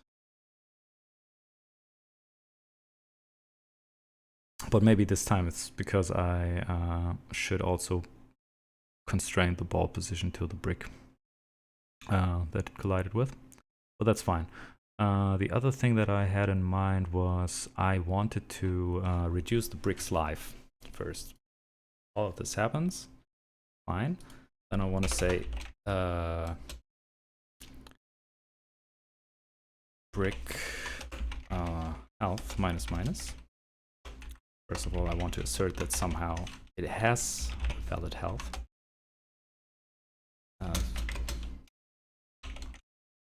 And then if its health drops to 0, we want to remove the brick with a simple swap. Just gonna say, okay, whatever bricks at our index is, it's gonna be the last brick count, and we're gonna decrement brick count, and we're gonna decrement the index because we replaced it now with a new brick, and that shouldn't be skipped by our for loop. So we also have to repeat the ETH in this. Yeah, we should do this here. Nah. If we do this, we just continue. So we will skip updating.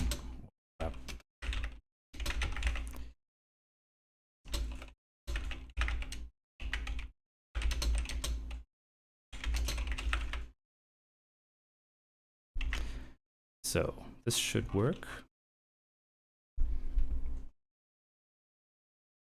Oh, look at this. It just killed one. It killed two. Okay, cool. Yeah, but it's not bouncing. So it just passed straight through. So some of those checks is not working properly. Cool.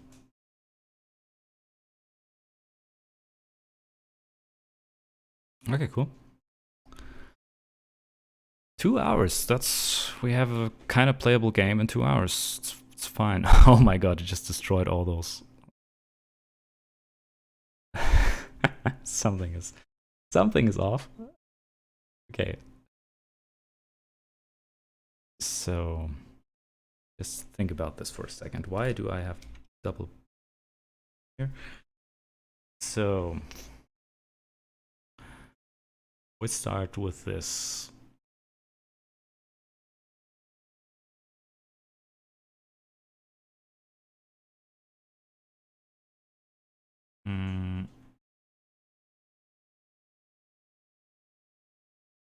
Actually, I only care about the ball center, to be precise. So I just want to see, okay, What's the distance between the ball center and X? This could be negative, fine, so it doesn't really matter which. Or I can always assert that it's positive distance, so that I can prevent certain cases. Let's just try it with the ball center first.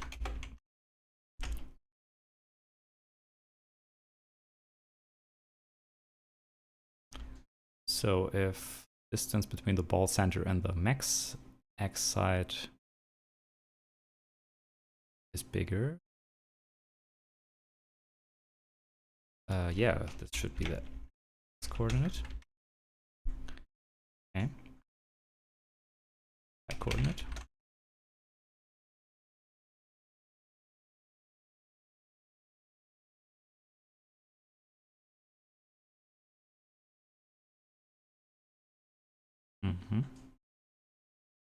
Oh, I see, because top and bottom need to be handled differently. Well, I mean, can handle them differently. I could just be very specific. So I can just say, well, I mean, I actually only care for flexion,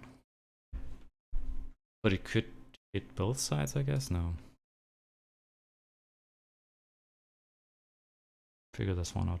Okay, like it destroyed both of them and just went crazy. Yeah, it's just probably because it penetrates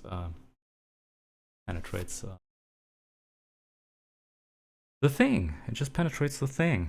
Exactly.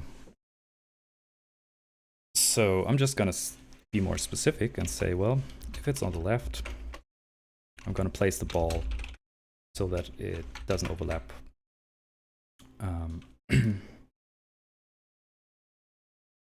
It's just gonna be ball center X is gonna be whatever the bricks box min is. Min minus ball size halved. That's where I place the X. If it's on the right, let's do the flip. If it's on the right, I say it's wherever the max is plus the ball size half. Similarly, if it's on the top, it's gonna be Y X Y. No, the top is actually the min position.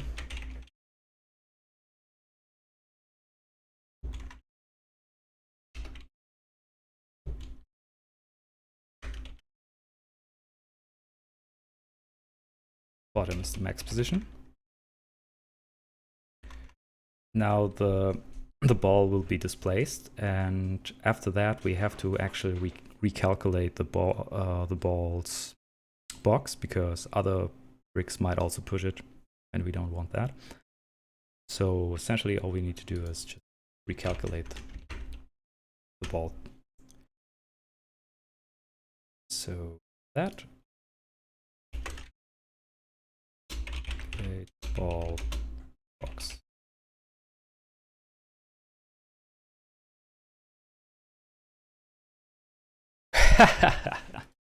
Interesting. I determined what side it hits on by calculating the closest distance from the center to any of the edges. That's what this check does. Maybe I messed it up somewhere, but that's essentially the idea. I just say the closest is the left side for now, and then if the right side is closer, I update it to the right, and so on. So left is gonna be box min X minus ball size X half. Makes sense to me.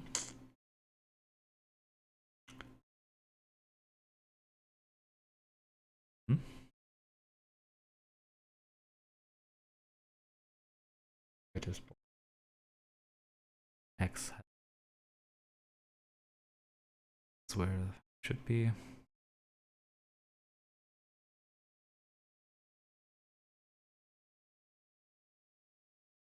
Why should it be based on the ball's velocity? You mean it can only... Yeah, it can only hit something... Yeah, when the dot product matches. I mean, yeah.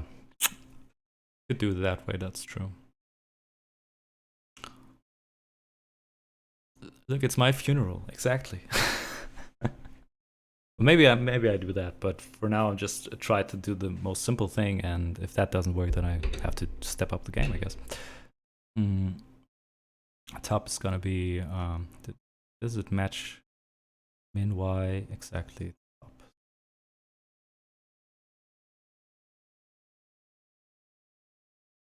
Okay, right, top, bottom. Okay. Top is gonna be min minus ball size y, max plus ball. Makes sense to me, but somehow doesn't work. So I guess we just have to step in and see what happens if this ever occurs. And also, if I reset the level, I also want to make sure that I reset those values too. Oh, look at this. I said that we're all overlapping, even though they should be all not overlapping. As I catch that bug. So for int e equals 0, e less than brick count. Oops.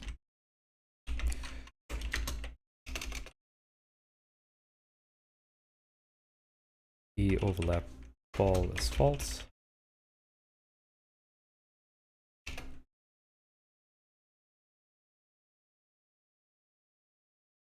So we have collision here with a certain brick.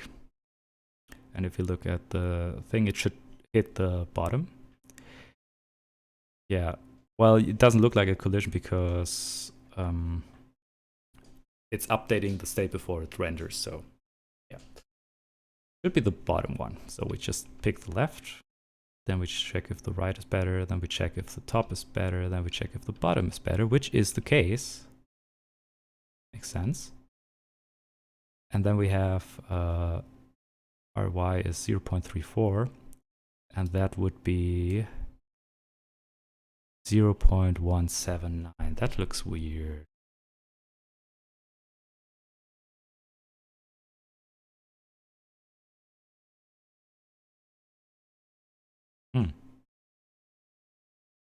It's quite a jump.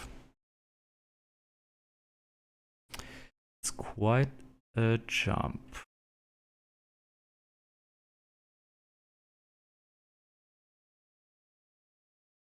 Or 0.34. It's quite a jump, yeah. Wouldn't expect it, this one.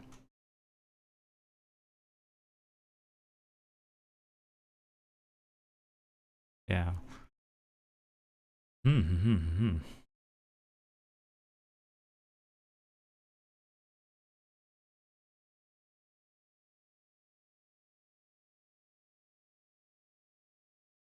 mean, you can just step into the... Yeah, so it destroyed the thing.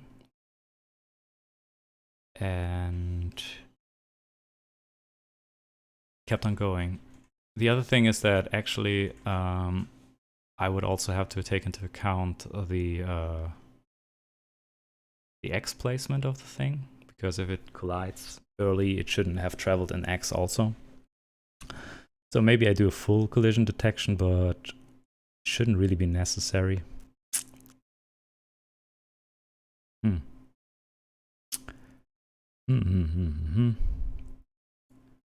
Yeah, I'm not sure. Honestly, not sure how to handle this. But did the ball collapse on another one? Yeah, I guess it did. Wow, it's getting super hot right now. I don't know why. That teleport is amazing. Okay. So I should possibly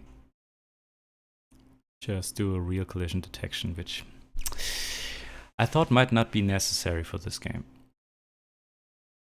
But that's very confusing behavior. I guess it gets pushed in here and then gets pushed outside somewhere, which is not what you want at all. Yeah, it's totally broken right now. Interesting. Interesting. Yeah. Okay, cool. Maybe I just say, well, after the first collision, it will stop because it shouldn't be able to things. And it should be just a point that actually collides with things. The ball in itself shouldn't have a dimension, it's just for rendering purposes.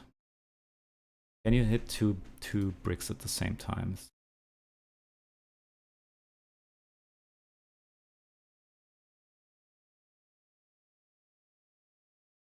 Yeah, I guess it does hit. No, it's not the same time. Fast. Interesting. Yeah, this time it hit two, I guess. Yeah. So, what would I do instead of just moving the ball around? I should just note that it already collided and not let it bounce again.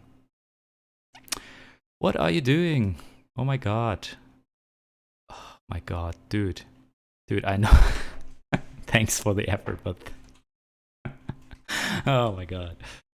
That's not the issue. The issue is whether or not I want to go full way or not, because I don't think it's really necessary.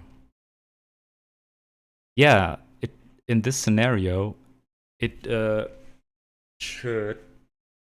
Yeah, because it penetrated already, it shouldn't be allowed to move this much. Sense. So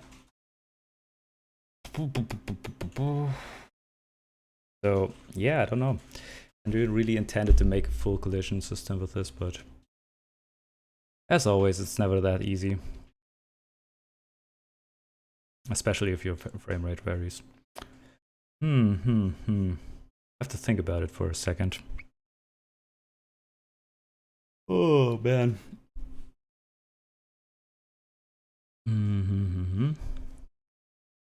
Which way would I go? I mean, I could do...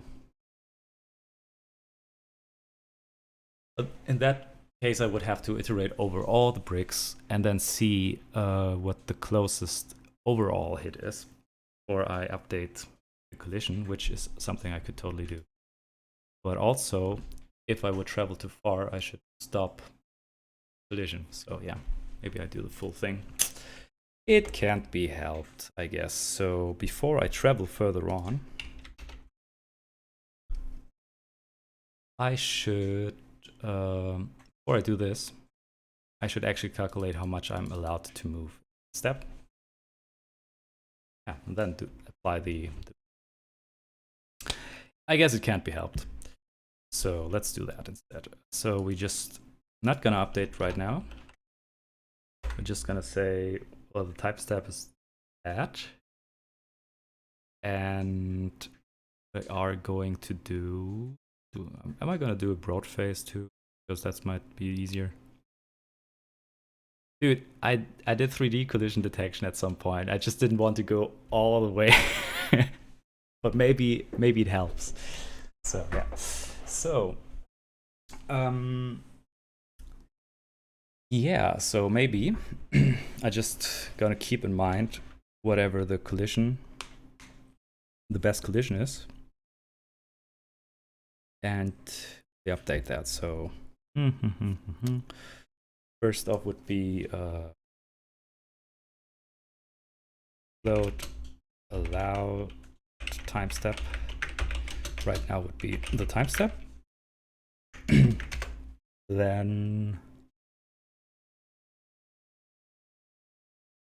we should specify a hit point, maybe. New ball center. It's gonna be just the ball center if nothing ever happens. And then when we iterate over all the stuff, we're gonna change the stuff accordingly. So if I go over the bricks, if I go over the bricks, I don't do the simple overlap test. I want to actually test the edges properly. I'm just gonna do this. If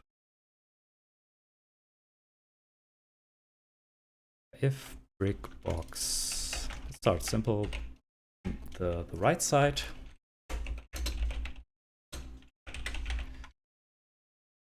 if that plus, yeah, I can just calculate how far I could actually travel in that direction. Make 6. So essentially, I need a pen and paper, as always. I have the edge, I have the ball, center, and I direction. And I want to see how far I can travel.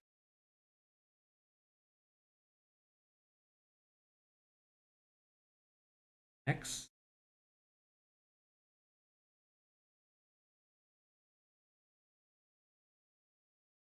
When formula would be something like, okay, when is it true that the ball box max, well, it depends on the direction. So let's just say we also check for the direction of our ball movement. Ball direction x is positive. Let's say positive or 0, it doesn't really. We take the ball max x because that's the first thing that would hit something. That plus our direction x times our allowed time step, let's just say t. That should be the brick box min x. So at this point in time, we know we collided. So we're gonna say float hit time. Just gonna be this. So we're just gonna move this around. It's just gonna be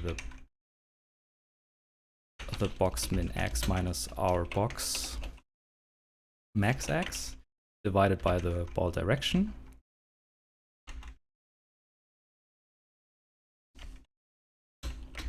And now we should ensure that we actually are not 0, but you know, numerical position.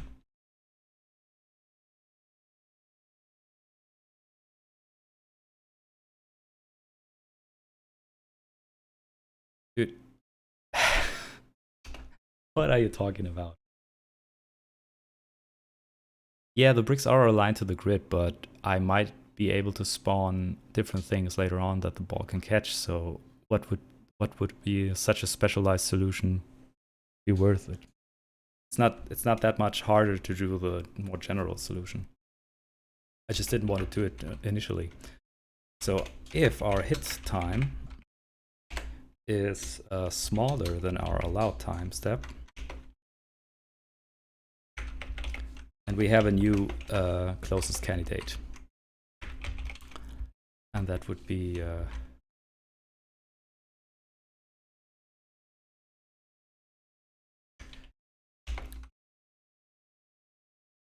so, and yeah, actually you only have to keep track of this for now. Otherwise, if it's the other way around, else if x is actually the other way around,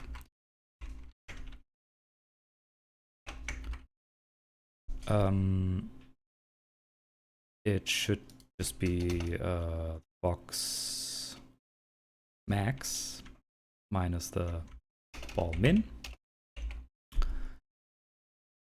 because we started at the minimum position.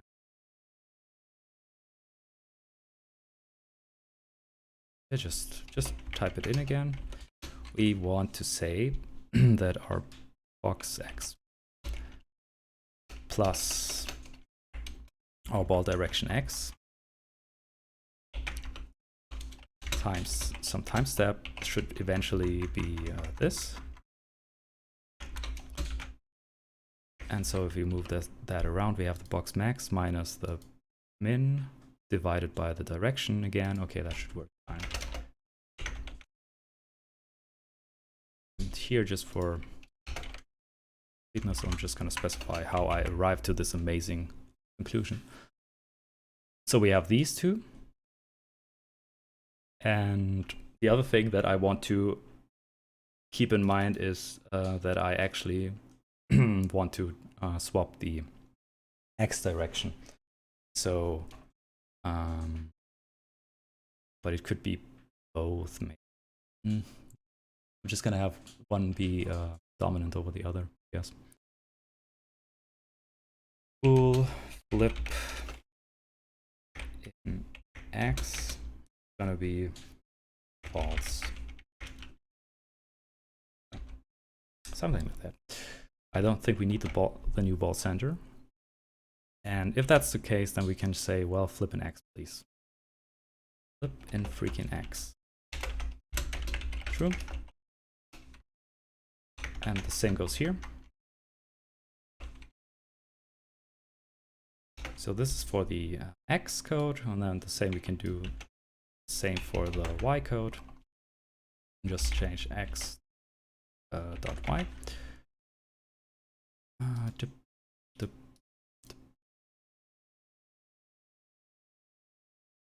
Oops, that was too much. And we say false because we want to flip in y. So this is thing. All this stuff is no longer necessary. I'm gonna keep it around before I delete it finally. All this stuff is also not necessary. But I want to keep the collided brick index. So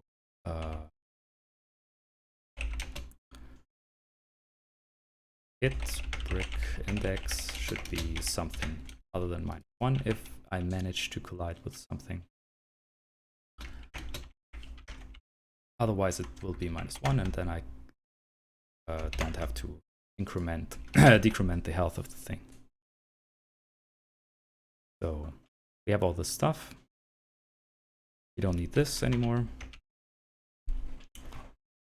And so the other thing is the sides of the walls and stuff. We also should check those. So basically this code here should give me, yeah, I should just make a function out of it so that we, on the other hand, wall code is a little more simplified. Yeah, it's more simplified than this. Yeah, not sure. I'm gonna copy this for now. Apply it to the left or left side, doesn't matter. We're just gonna comment this out. As always, it's always a bit harder than you might imagine. So all direction, and then I want to check the brick wall. So this should be the one. Is it? This is the right wall. So the right wall is just going to be 1 minus brick. Or what was it? Border width. Border. Yeah. So it's just going to be 1 minus border width. This is the where the border is, and it should be. Oh no, that didn't make any sense. It should be 1 minus border width here. So all I have to do is put this here, and then I get the appropriate hit step. I set the hit brick index to 0. I flip X. Okay. Conversely, if I hit the left border, which is just this value, I also set this to -1. Okay, and now I want to hit the top, which is essentially just if our direction in y goes negative, this one, because our y is top. I still have to get used to that. If that's negative, then we want it to equal 0, because no, it's just it's going to be border width again, because that's where the top border is. And yeah, essentially just using the y coordinates, so it's going to be the same as checking the left border, just in the y dimension. And we say we don't flip an x. Don't flip an x, man. So this is, yeah, okay. We don't have the collision with the pedal yet, but that's we can do that basically the same way as with the bricks, but one step at a time. Now we have all the information, I think, that we should need. And after we're done with all of this, I'm just gonna ignore this stuff for now.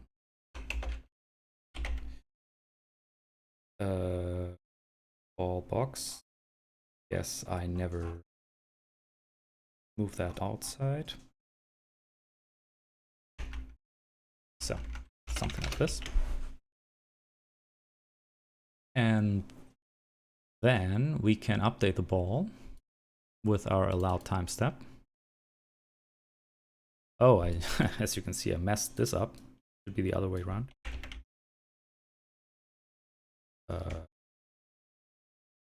Dude, Visual Studio, dude, let me fix this.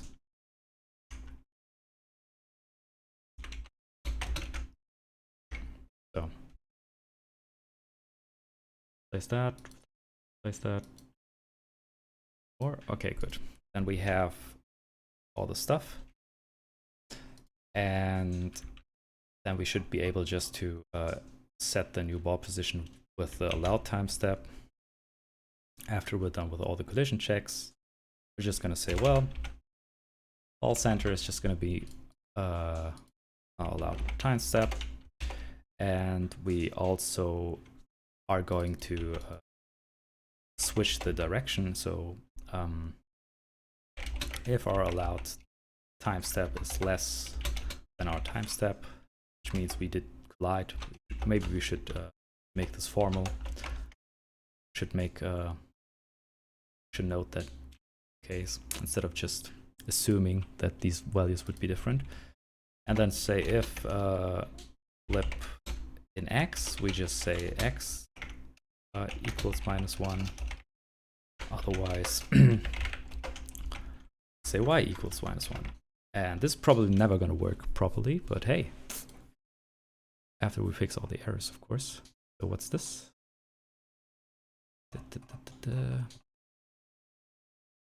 Syntax error. Come on, man. So we have this, we have that. We should close it here.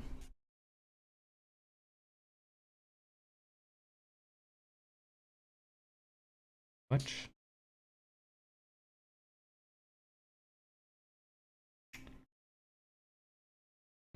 Okay, I guess I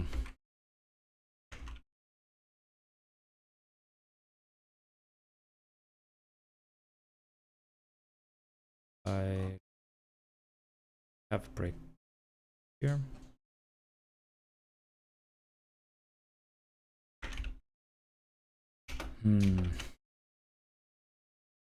Brackets, isn't that amazing? Okay, let's see. Where does this go? This is good.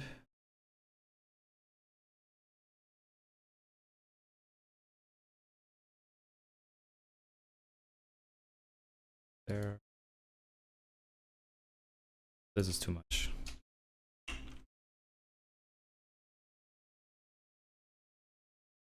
Now it does move somehow. Because maybe it's comparison is not good enough. Okay, I'm just gonna say did collide. Ball did collide. false.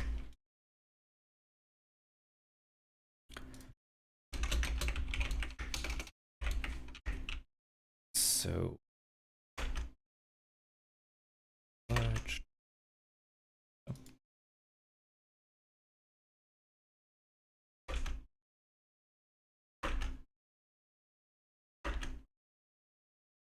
so then we can say if all did collide,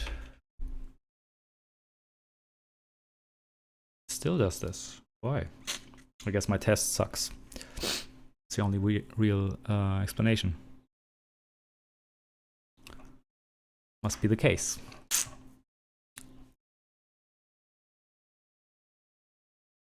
Is the stream still on?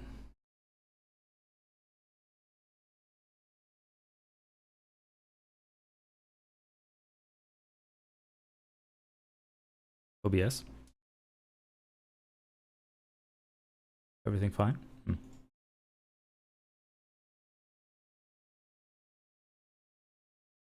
Seems like I died, did I? Hello? No, I didn't. Okay, it's just my browser died. Anyway, so let's just see where I actually collide with. So it should be happening anywhere here, and we're just gonna step through it. And yeah, it would be nice to have this in a function so that I can just break at one point, but I'm not quite sure how I want to handle this. So that's what it's going to be, a little bit manual labor.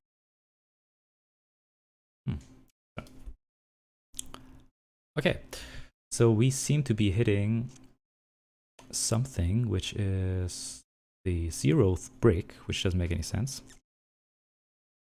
Oh, yeah, okay, it's negative. Okay, that's good. That's good enough. So shouldn't be negative.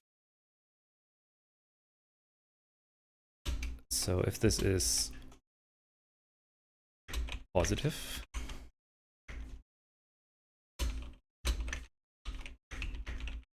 yeah, simple mistake, typical mistake. That's why you write one collision system and really improve that before or just doing some arbitrary stuff. So let's see.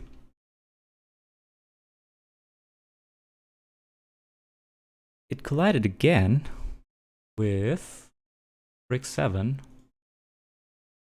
Out times of it 0.016, 0.009, which doesn't make any sense. Brick 7 min is 3, max is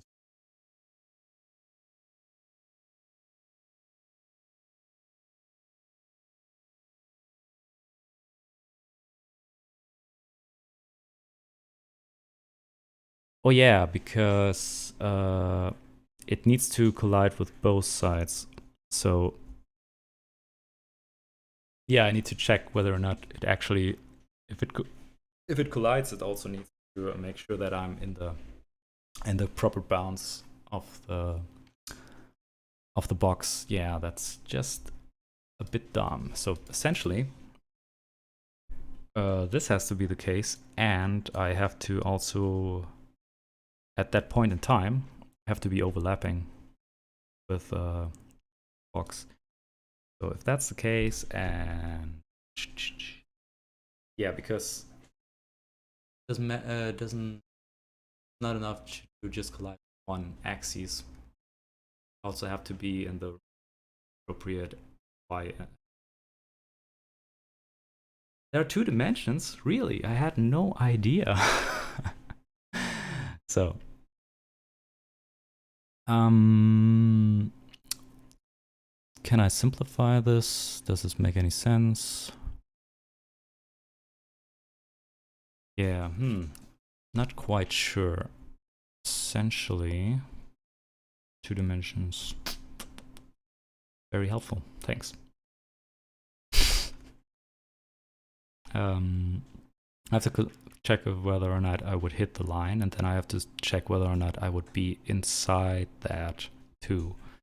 So essentially, if I would update the box, something like new ball box would be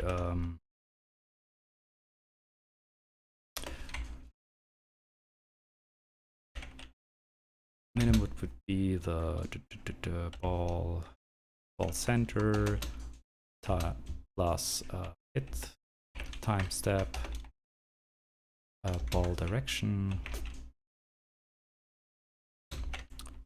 time step minus ball size times 0.5. I mean, it doesn't have to be that complicated of a test, but I'm just thinking how I would solve this before I do the simpler version. And then it also needs to be overlap. If overlapping new ball size with a brick box, then this is an allowed collision. I'm just gonna paste this in right now, and then I'm gonna fix this mess. Maybe I never will. 2D collision. Gotta love it. I'm pretty sure the guys who programmed that game did it in a way simpler way. So this is fine. It collides with the right wall. Why would it collide with every wall now?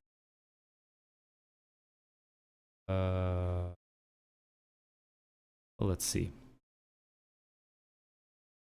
Come on. Let's try it again. Okay. So it completely ignored those boxes here. Good. I mean, not good, but good. So that's weird. That's really weird. So first thing first, I want to make sure that this works without the bricks.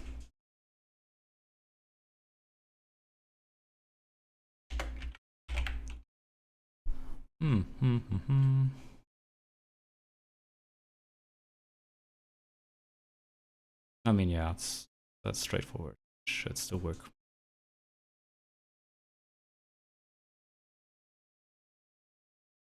Yeah.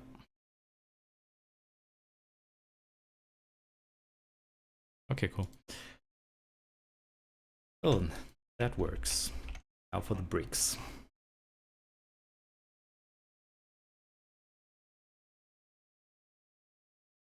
It ignores some of those collisions, and also I break the bricks, but let's see.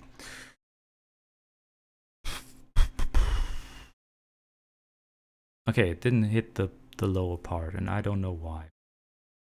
So it should be testing these.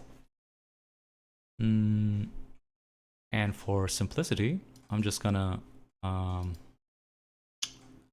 guide my debugging process. I'm just gonna generate one row first and see if that works before I continue with the rest. So I'm just gonna say it's 1. Stop this auto nonsense. Okay, and then I have an easier time to check for the stuff. So as you can see, it just passed right through. Not cool. Totally not cool.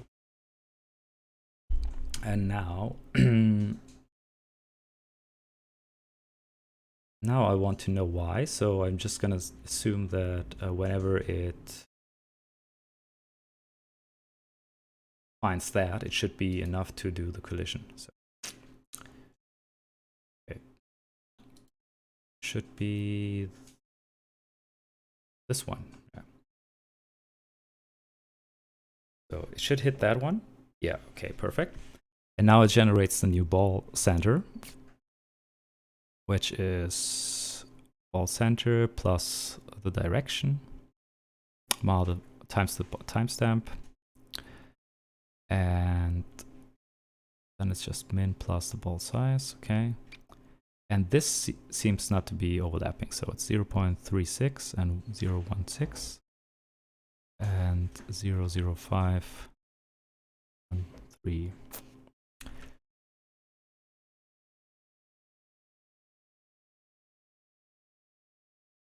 Six.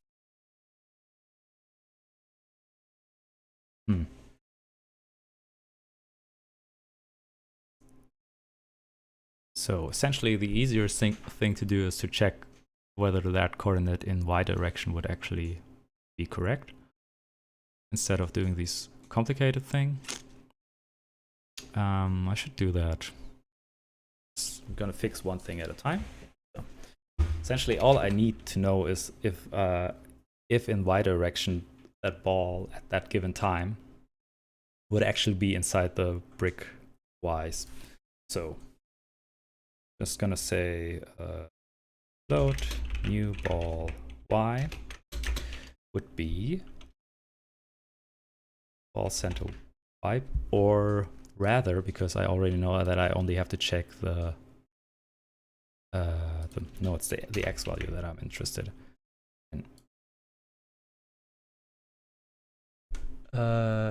Does it really matter? Not sure. So it's the ball x plus our ball x direction times our hit time step is where the min ball would be. And similarly for the max.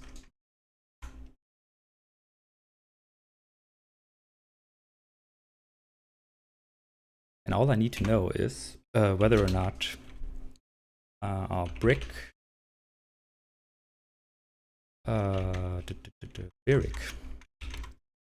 brick box min x. Don't give me YouTube videos. What are you talking about? Oh, okay. Yeah, I guess so. Yeah, I mean, that's exactly what I was assuming, that it's actually a very simple collision system that doesn't do most of the things. But you have to consider that if you have a game that runs on a console with a fixed frame rate and time step, you can do lots of things because you know that one frame has a precise time, and you don't have to account for varying frame rates and all this stuff. So you can do a lot of things if you have a clearer understanding of how your system works. So this is gonna run. This should be running on any refresh rate. So you have to be a little bit more careful, I guess.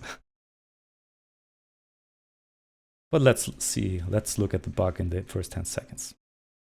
Oh yeah, advertisement. Oh my god, I don't have this time. I don't have enough time for this. It's like 3 minutes of advertisement. Sorry. Okay. I want to make sure that my min, if my min is so just if my maximum is smaller than my than the other minimum, then they won't be overlapping. Or if the bricks maximum is smaller than the new ball minimum, then they won't be overlapping, right? So if I conversely, if this is the other way around, then it would be overlapping. So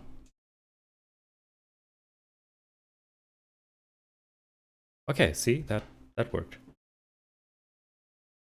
Ish. Okay, cool. Yeah. So yeah, I guess there was something wrong with my new box collision stuff. That's just how it was. So question is whether or not I can actually make this a little simpler, because if I check a specific edge, all I really care for, yeah, is a couple of constants that would get repeated, but you know, the only problem is that I would flip the dimensions around. Sometimes I have to do max minus min and min minus max and stuff like that. So I could optimize that by providing an index. And maybe that's a good idea. Maybe it's a horrible mistake. But let's just give it a shot. Give it a shot.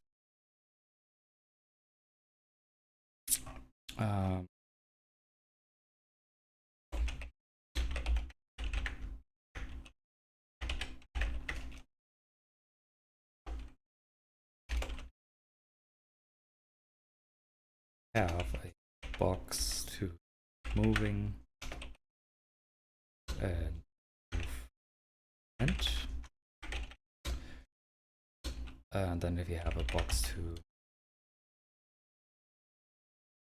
other box, and then we want to check a specific edge, essentially.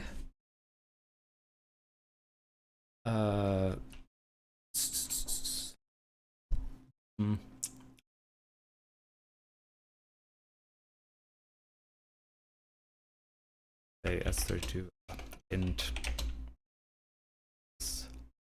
left, int is top, or rather is right and is bottom, because these are the coordinates.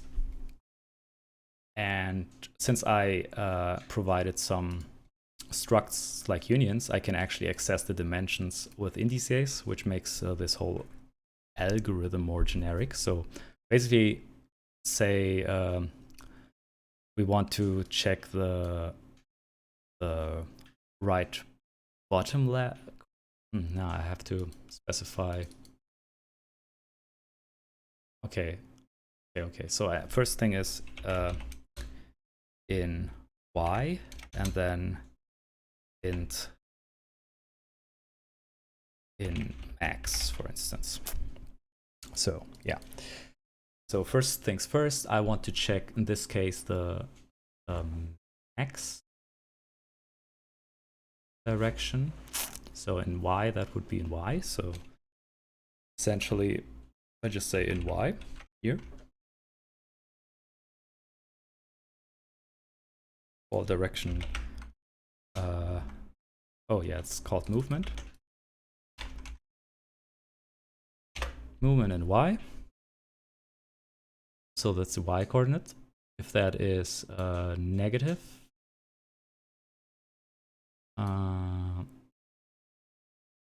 this would be the movement negative means I want to check in max. If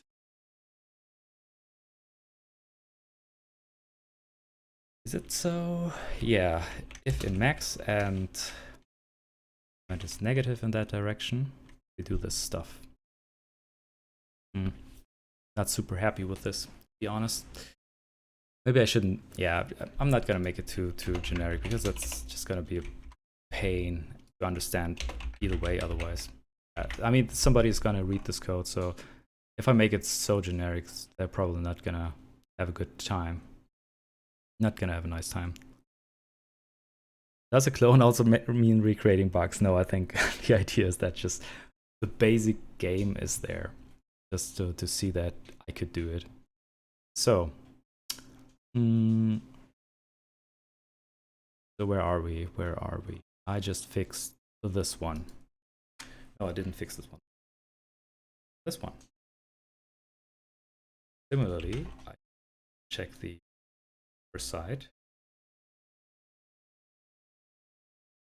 This is still the same. Oh, this is also still the same, because yeah, this should just work. It just calculates the same x coordinate regardless. Just have to update the y coordinates.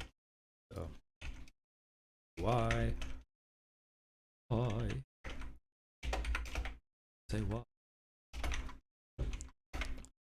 and y, this is y, and you get a car. You know how it goes. And this way, So this shouldn't change anything because we're never gonna be able to cross that bridge. But if I enable the code where we actually destroy bricks, this one here, if we did collide, we flip the direction, and then if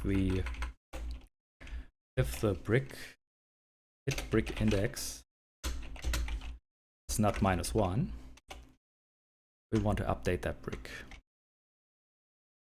So we just say auto brick is bricks hit brick index. Take the pointer to that. Assert that it has health, remove its health. If it drops to 0, we kill it. So that should allow us to clear the row and see what happens next. Yeah, we don't. Hey, look at this. Did that look good to you? Yeah, I think that's cool. Now I have to test for the side. So in order to check that, I'm just gonna construct a vertical row instead of a horizontal one. And yeah, we're just gonna do some structured testing. And all we need to do for that is basically we just swap X and Y here for now. To do swap X and Y back.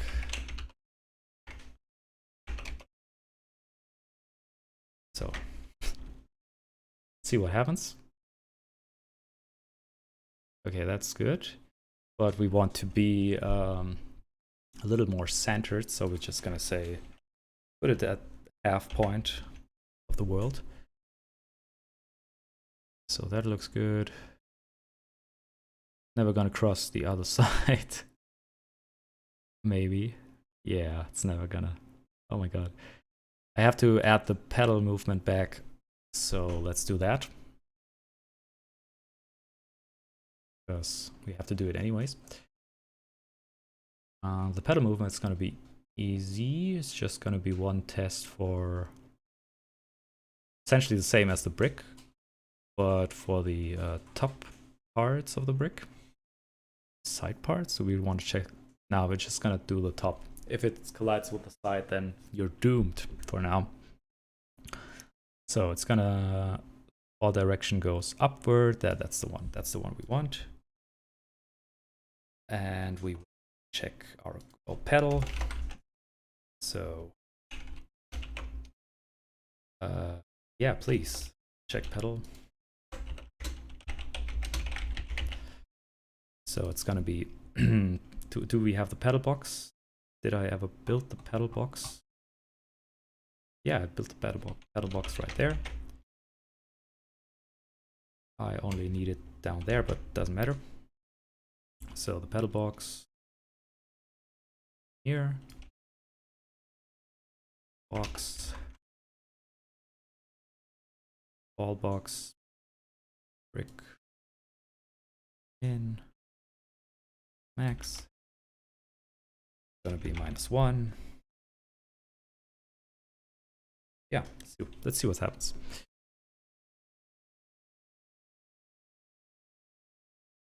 So left and right seems to work now. Tish. Ah, cool. Oops.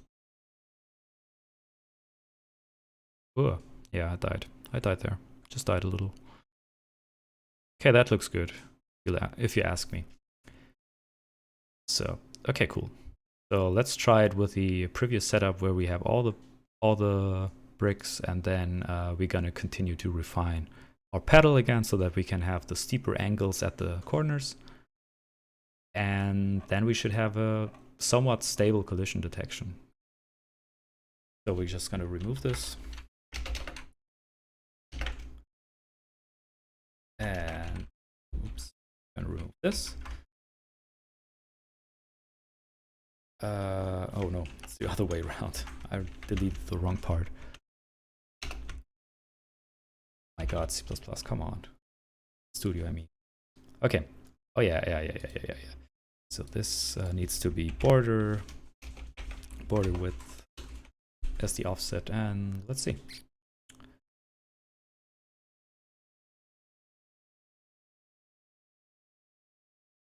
Come on, kill more.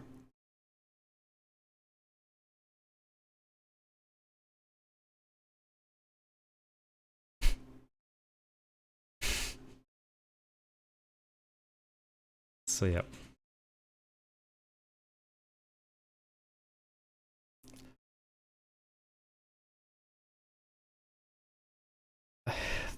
This is amazing. Okay.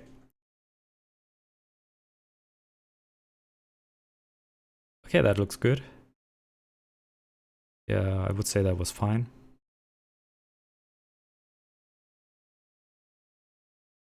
See, sometimes the specialized solution is just a better one. Not trying to be too generic. Okay, cool. I think that worked fine. And now we just want to reintroduce the pedal movement back. And we're just going to get rid of the initial idea, which sucks. We all agree on that. It was a dumb idea. Never do this again. Yeah, just get rid of it.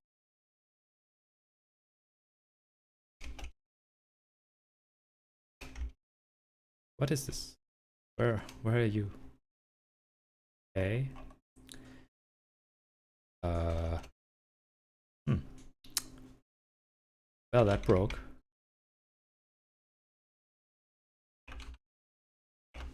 Okay, cool.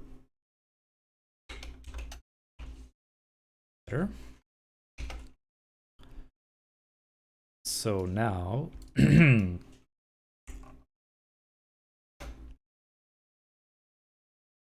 to do lose life, we actually have that. But what we don't have is specifying the new ball direction, which is all we need. So we should not just say we want to flip some things, that we just actually should say, hey, what's gonna be, what the new ball direction gonna be?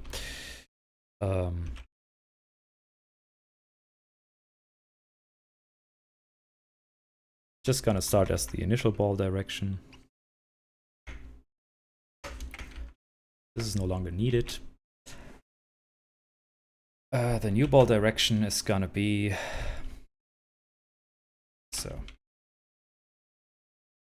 It's just gonna be ball direction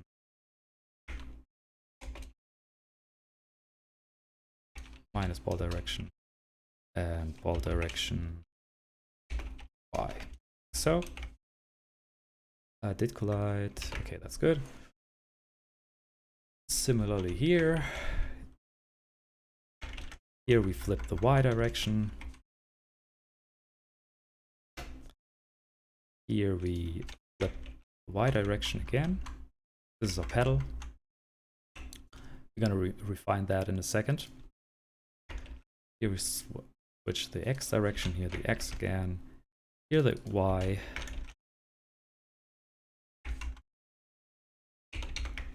And copy that.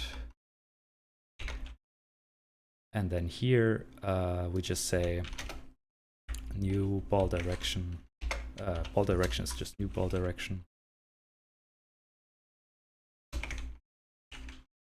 So, like so, and then for the pedal, first of all, just gonna do a quick check if stuff still works. Well, that just phased right through. Okay. Guess it was the corner. Okay, good. And now for the pedal, for the refined pedal movement.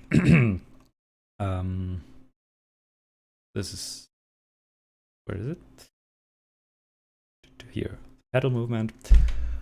We want to be more specific, and did I delete that code also? I guess I did. Was a bit premature of me. I only wish I committed after every change. Now I would have that change still. Sad. But if you remember, it wasn't too hard to do. All we need to do is to check in which specific region we collided. So first of all, we make sure that we collided at all, and then we want to make sure if the new pedal min x would be smaller than our pedal box min plus our pedal corner width. So it's in that case we do a steep yeah, we do a steep collision to the left. So it's just going to be -2 and going upwards -1. We should tell it that it's a vector, like so. Else, if it happens to be a if the new ball max x is bigger than the pedal max x minus the corner width, then we go a steep to the other side. Otherwise, all that is not true. We check whether or not we are just slightly to the left or slightly to the right of the center of our pedal. So basically, we can do this.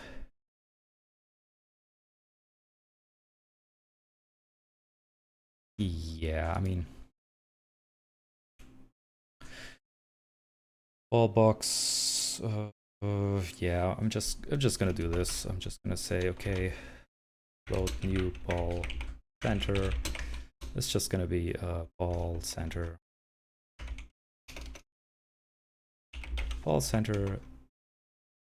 x times this stuff. Come on. Okay, we're just gonna make sure if our new ball center x is slightly to the left of the pedal center x, then we're just gonna do a not so steep movement to the left. Otherwise, if all else fails, we're gonna do a not so steep reflection to the right. So 1 and -1. And now we should be back to the previous behavior. So if I hit the side, if I manage to hit the side, it should, oh, okay, that didn't work at all.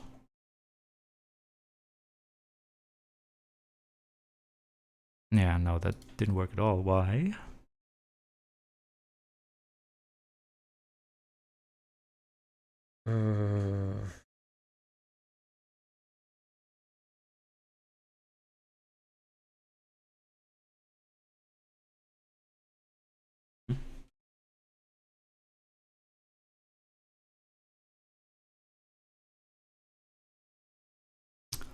Let's see. Didn't even collide. Okay. Where is the pedal ball center? Okay.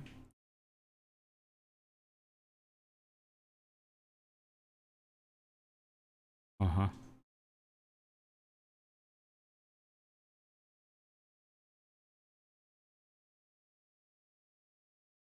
It could be the case.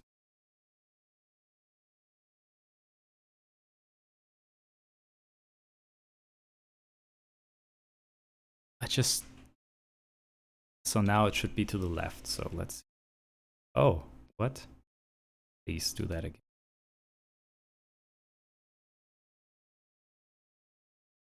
So we have that. So yeah, it should do the steep one. Oh, I override it down there. I'm an idiot. Okay, I see. So yeah.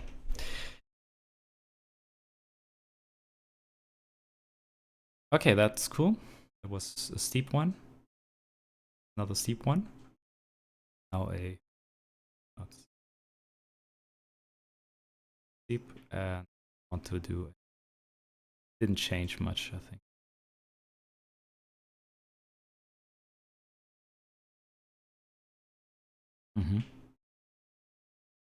Yeah, that's steeper. Yeah, okay.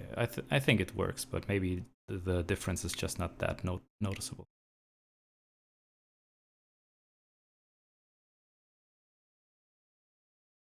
Okay, cool.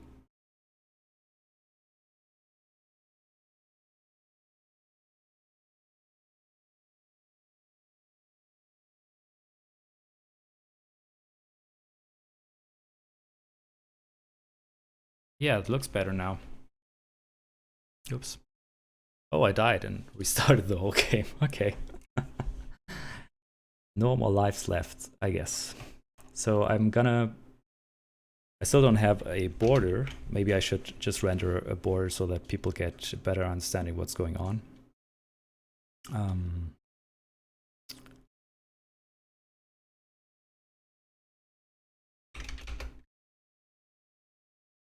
Draw paddle. Draw ball. Draw bricks. And draw frame. Border. And for that,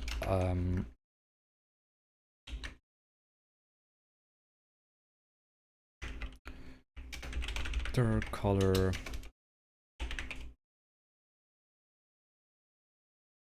gray, and it's just gonna be let's just say the left border for now 0 and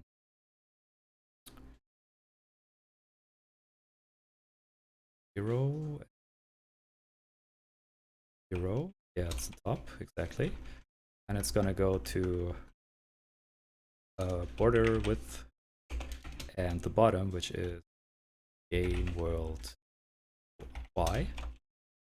That should be the left border. Yeah, okay. Have it there.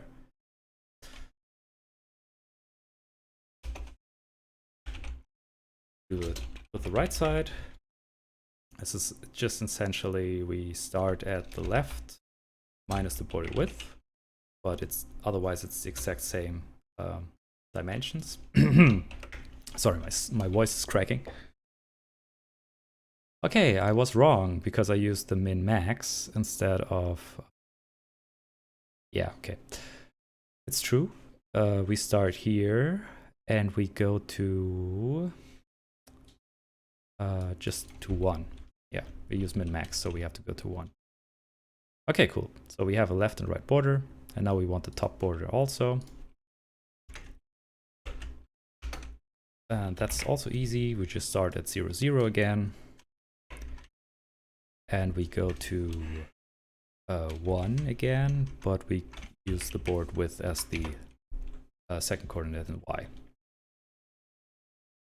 Okay, cool. So we see that we don't have a lot of room above there to do anything actually. So I'm just gonna place the bricks a little lower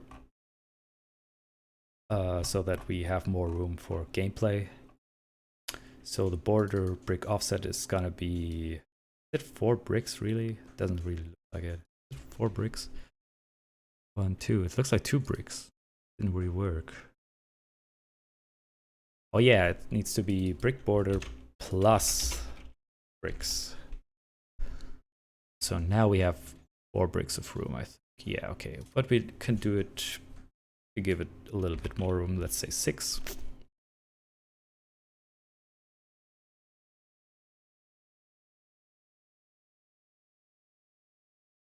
Okay, that's still broken a bit. It's like the collision detection with the corners is not quite correct, but that's fine. The other thing I wanted to do is if we are at the 0th row, so the gray one, we want to give it more health. Just test that out. Just say, well, how about 3 hits?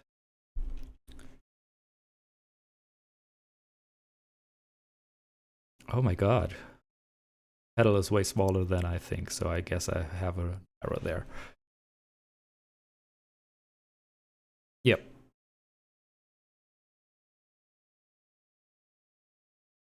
Other than that, this looks fine. Oh my god. Pedal, please. Please, pedal. Let's fix that. Don't need that. We don't need that. We do not need this anymore. This was just debugging code, so let's just get rid of this.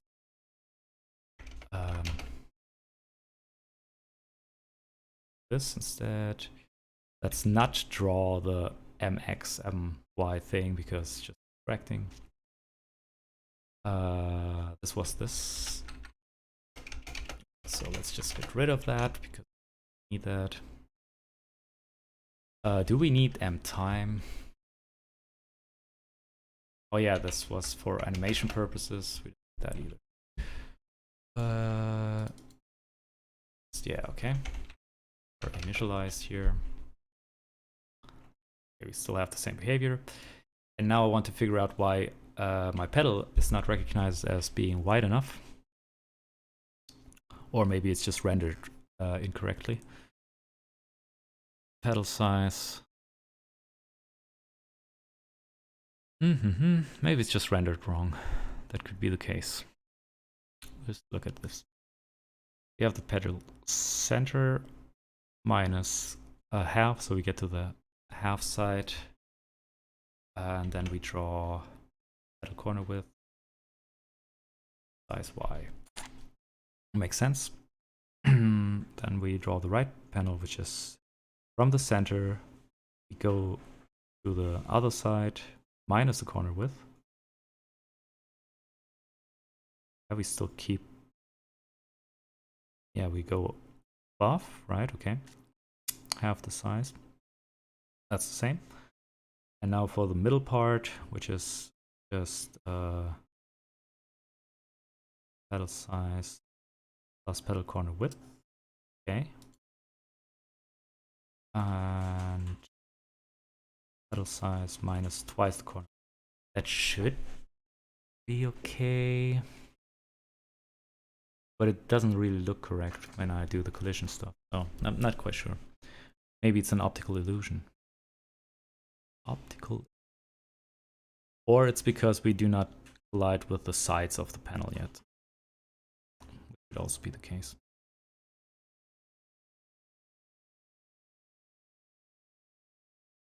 Oh my god. Yeah, I don't know. Yeah, maybe it's just...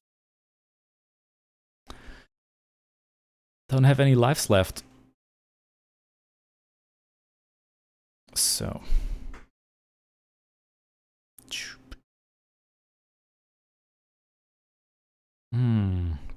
Will we ever make it to the final row?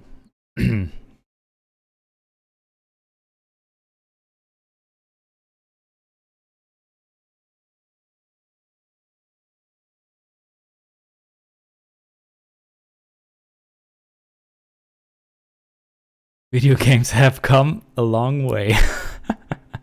No, of course. This is probably the most boring. Okay, I'm just gonna, for testing, gonna cheat a little bit and not decrease my life count.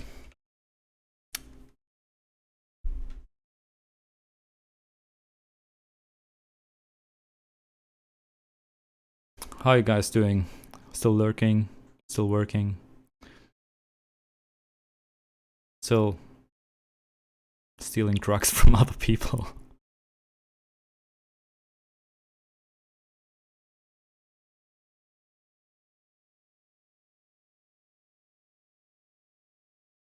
Who is bad? Am I bad? Are you mad because I'm bad? Makes me sad. Sorry. Sorry to hear that.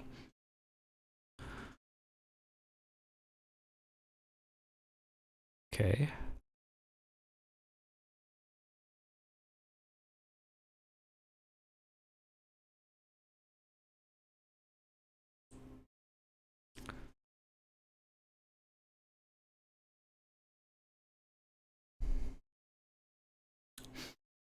I try to be better. So...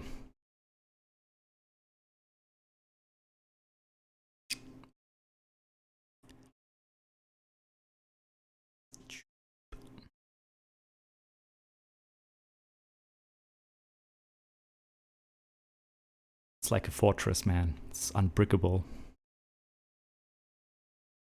Oh yeah, we got one. We got one. We have healths working. Oh my god. Okay. So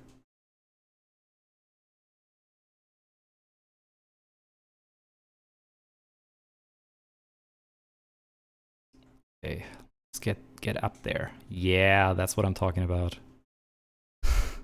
Do it again. Ah.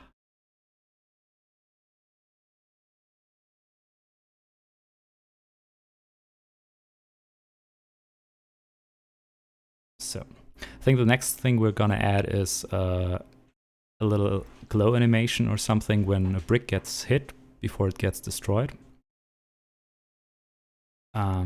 Just so we get some visual feedback.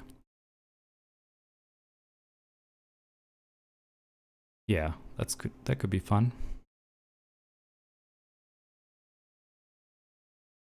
Okay.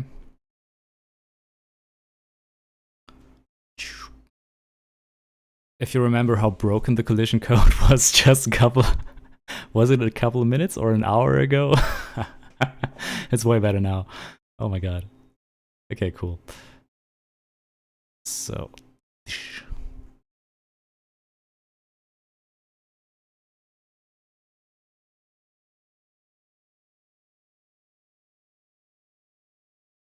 Oh my god. Okay, the right side is completely broken. Yeah, okay, yeah. It's just because it doesn't collide with the sides. I guess I have to fix that. Sag.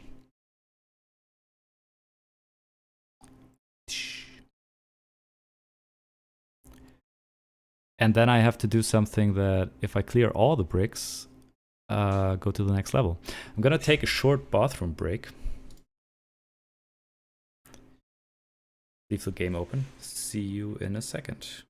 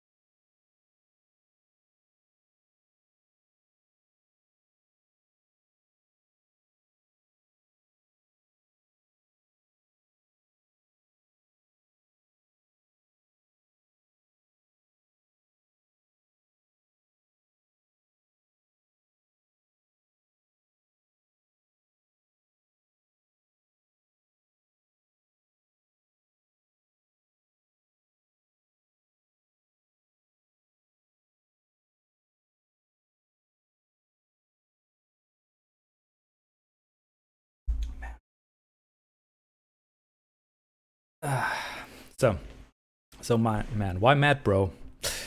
Explain. Is anybody watching? 4 people are watching. My god, I'm really blowing up on the internet. So let's add this glow animation that I was talking about. And for that, simply, so we don't need this stuff anymore. first of all. For our ball, we're gonna have a timeout, which is hit animation time, for instance. Ball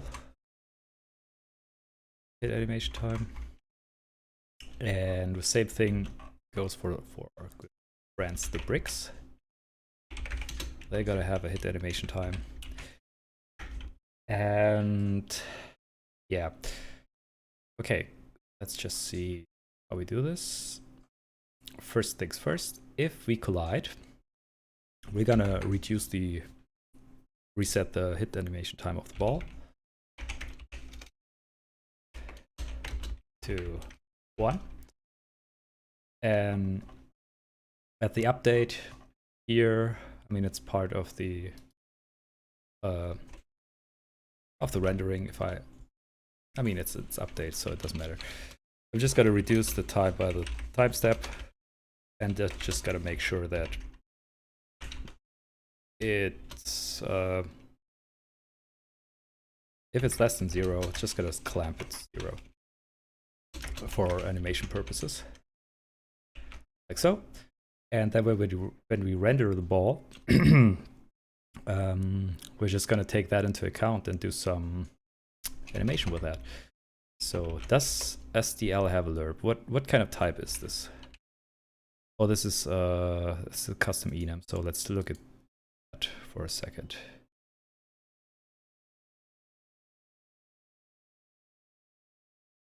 Oh, these are actually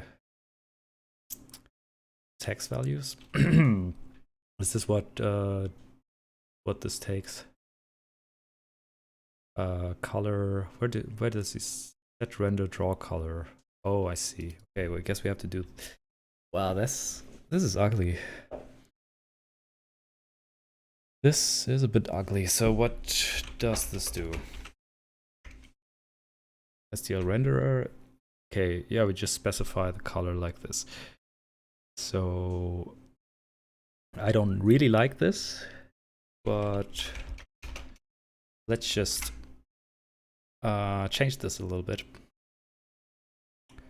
Go to our renderer. We're gonna introduce a new struct called RGB8 and just say, okay, it's gotta be union because everybody loves unions, except for rich capitalists, I guess.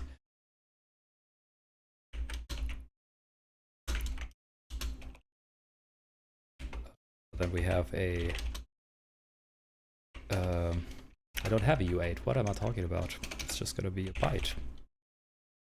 Does it have a byte? Does it have an unsigned char?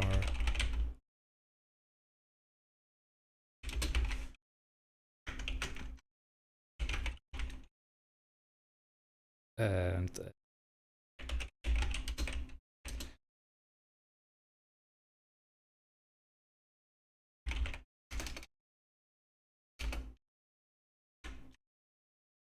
politics.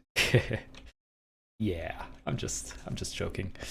So now we want to provide one of these instead of these. I mean, they're practically the same because you can convert one to this, but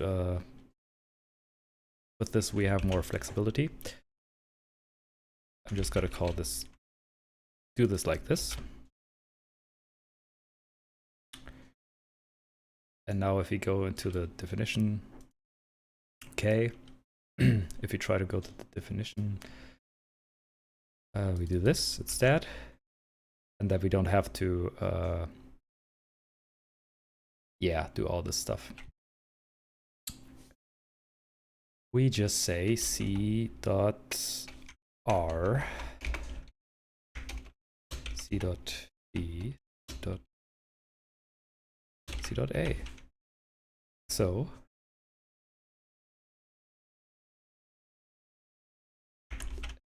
and we also want to provide a little bit of flex. Just provide a lerp.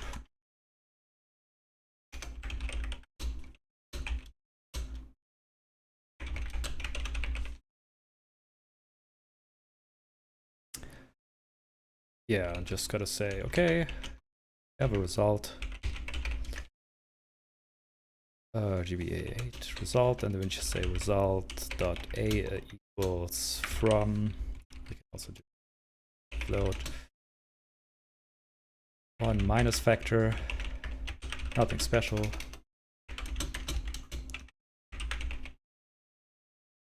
We just say from. Let's start with r. Why not? Times from factor 1 minus from factor plus 2 dot r times factor, and we just gotta clamp this.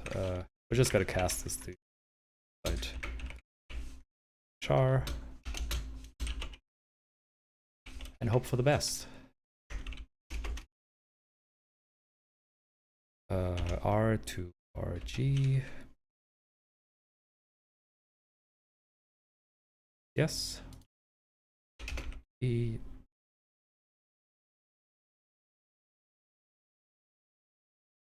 So return a result like so.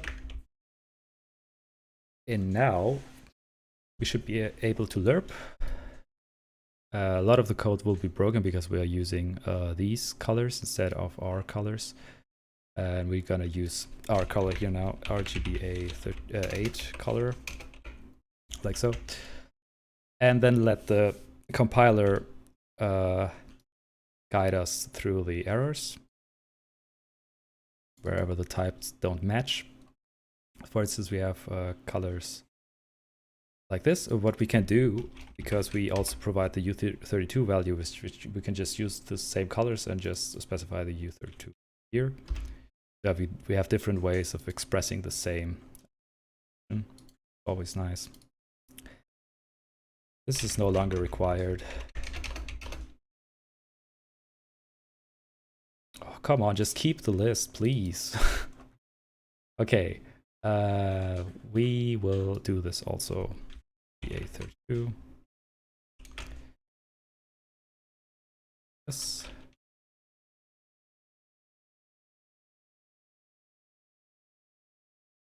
And pedal, yeah, I don't know, RGBA. I mean, I could provide an overload for this, but I'm just not gonna. Just say RGBA8 pedal color. Say pedal color U32 value equals that. I'm gonna use the pedal color here. This is probably the pedal corner color. Pedal corner color. Then we have a pedal color, which is just the gray. Yeah, gonna use that here.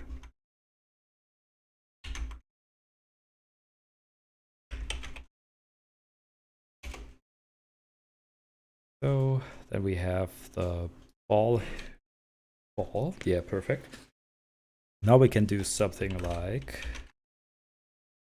this is what we wanted to do. A 8 from color is gotta be the cyan.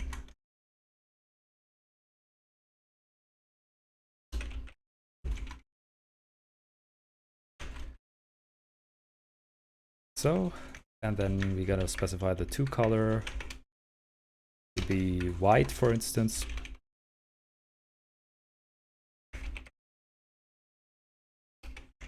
And then we can just say something like lerp from color, oops, to color by the ball hit animation time. The frame here is just gonna be white, so it's gonna be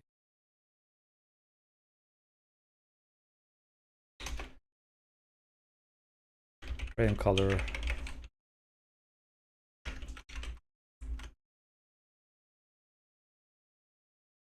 And the border is going to be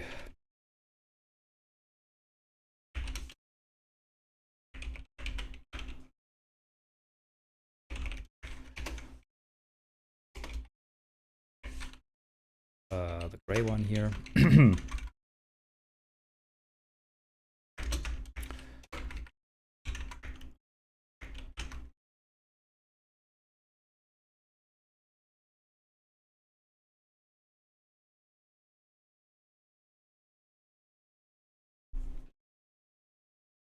No, I didn't mean. Oh, come on, are you kidding me?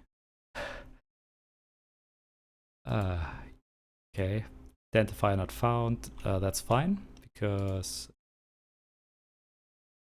because it needs to be exposed into the header here. So, what else don't you like? Needs another parenthesis. Pedal color, pedal corner color. What don't you like about that?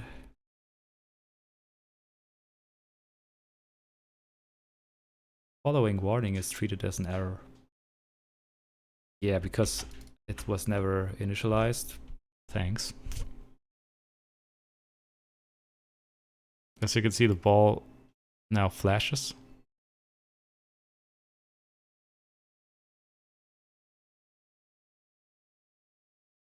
Yeah, but we're gonna do it a little bit differently because the flashing is not very interesting. It just linearly flashes. But we can do better by animating this. For instance, if you wanted to flash,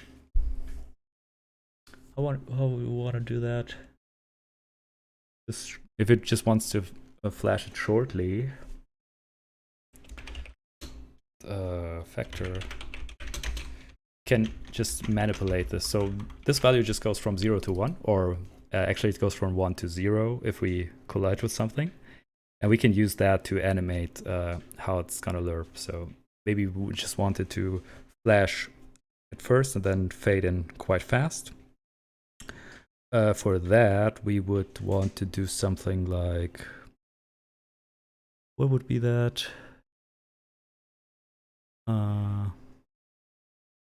Like 1 over the square of that, for instance.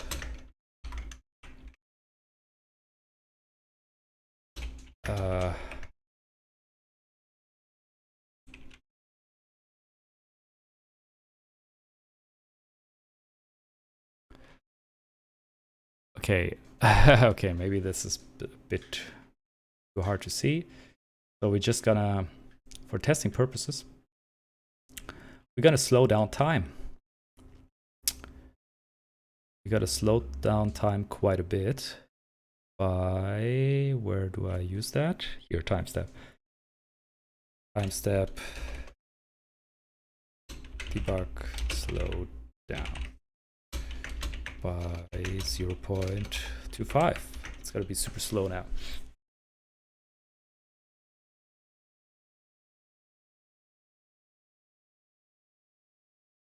But it's going all over the place, so that's not cool. Okay.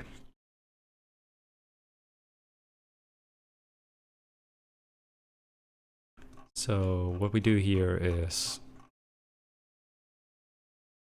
we subtract the time step, and if we go below 0, we set it to 0. That should work, and otherwise we only increment the we set it to 1 if we ever hit something. So it should slowly degrade to 0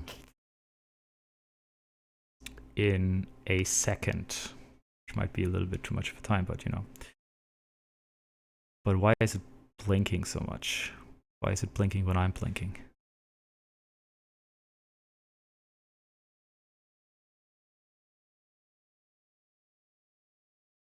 Yeah, it's crazy blinking.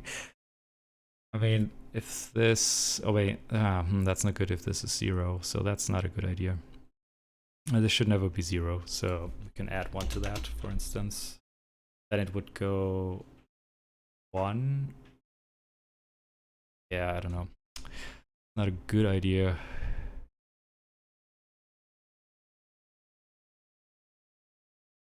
Oh yeah, it works the other way around.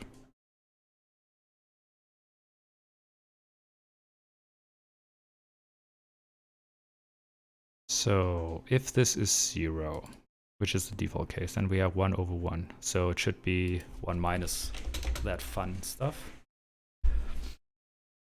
So we have yellow, then when we hit something we blink shortly, but very faintly. It's barely noticeable. So I need a better function for fast in, slow out. I do that all the time, but what was the good one? If I have the square, basically. So you take the square root of that.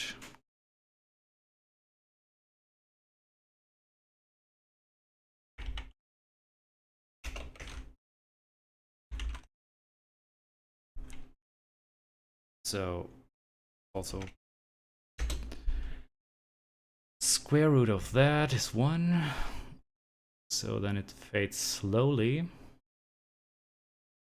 And we want the opposite, so we can just 1 minus both ends, and it should be a little faster.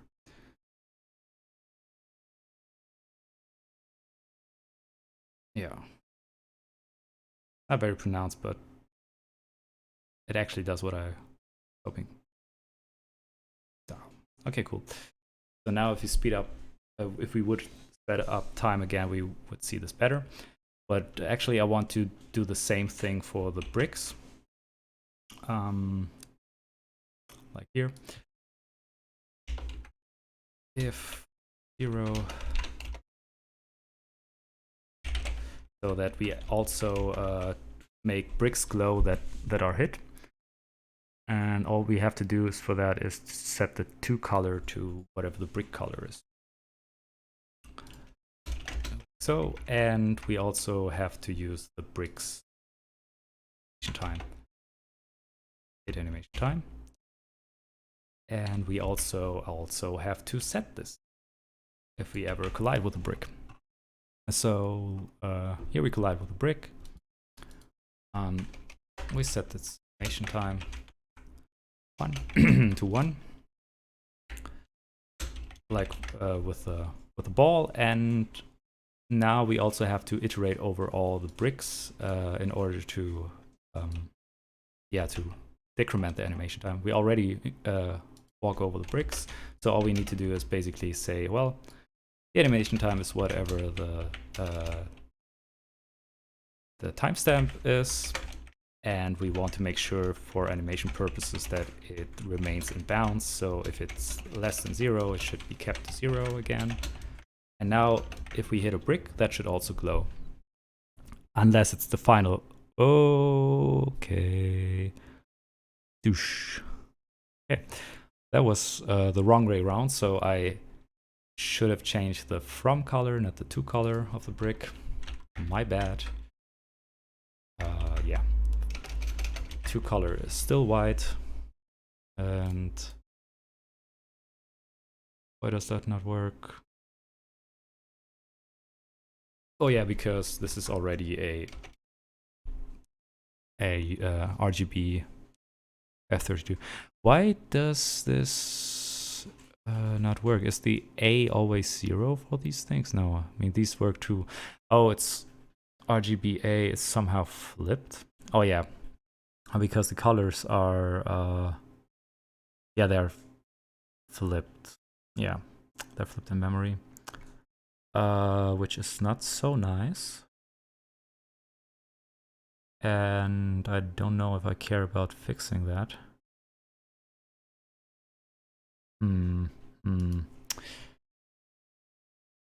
Colors are flipped. So it's basically BAGR. If you, yeah, I could switch this around. That would be actually quite easy. Just because I'm trying to keep it with the style of the code base, I just have to switch these around so it's A BGR, like so. So these values go go the same way. Okay, we are not quite there. Why is the A value still the last one or what? Yeah, the A value is still the last one, so it's PGRA. Okay, but these bricks are still black, which is not what I wanted. And my ball is green and not cyan. But yeah, something's weird. I don't know, maybe... oh, these are just... none of them has an alpha value. Interesting. Do I ever need an alpha value? I could just... I don't know if the renderer actually cares about it, but I would have assumed it does because it provides one. But just for curiosity, I can just specify the alpha to be 1 always. Still didn't change anything. Okay. I'm not quite sure. From color is brick color. From color to color. Actor. Head animation time is 0, so it should be 1. And then it should be 1 minus 0 being 1 again. So it should use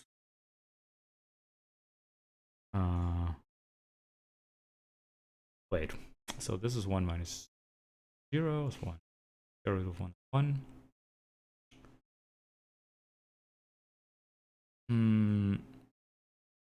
I mean,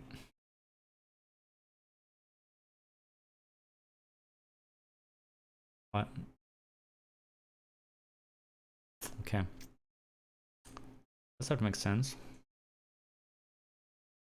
Yes, it doesn't.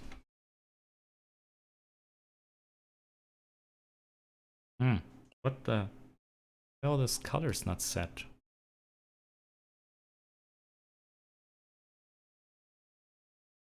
Brick color. Why are these colors not set? Come on, people. Okay. So where did you post the colors? Yeah, okay. I'm gonna fix the colors just like you wanted me to an hour or 2 ago. I'm gonna give you the colors that we all deserve. As provided by the community.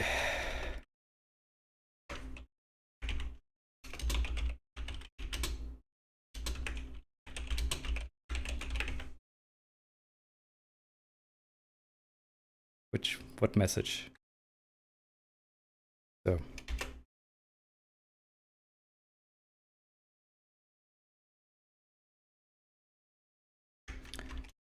So, and these should all be 5. Also, I seem to lack 1 color. It should be 6, but I only got 5. Makes me sad. So this is no longer needed.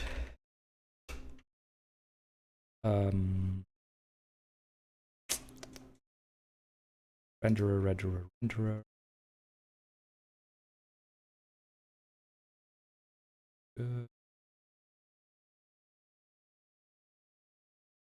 RGBA. Do this again. And these should no longer really be used. And when rendering, I'm just going to use CA again.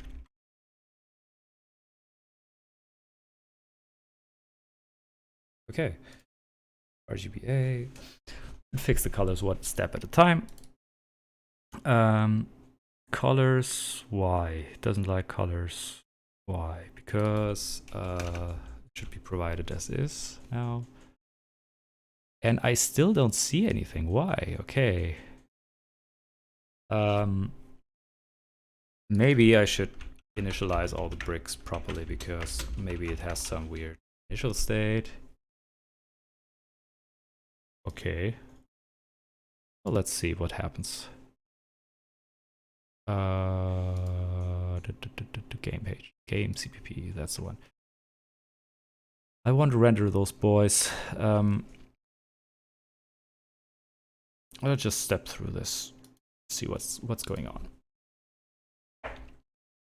Brick color is something B with 55. Good. This is not white. Of course not. Okay, RGB8 white. It's gonna be this because this is just a bit silly.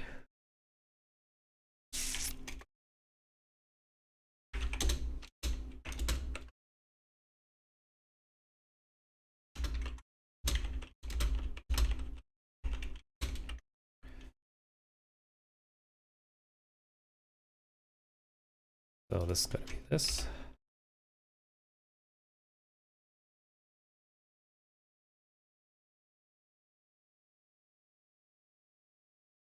And lerp is gonna produce a color that is white.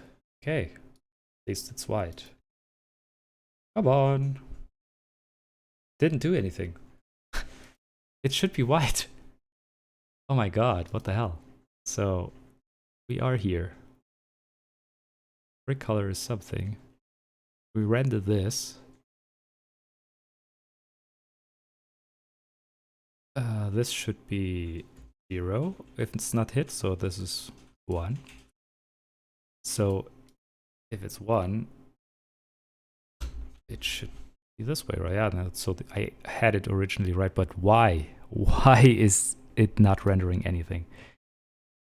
So it's filled as false. Yeah,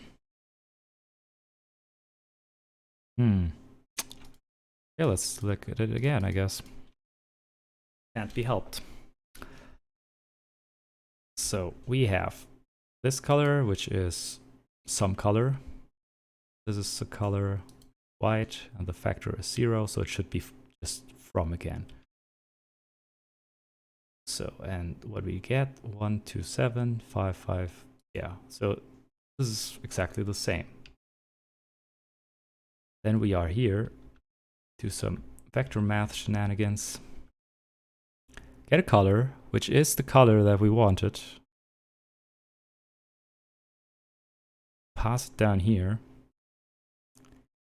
Set the color as I would expect. But it just renders black. Why?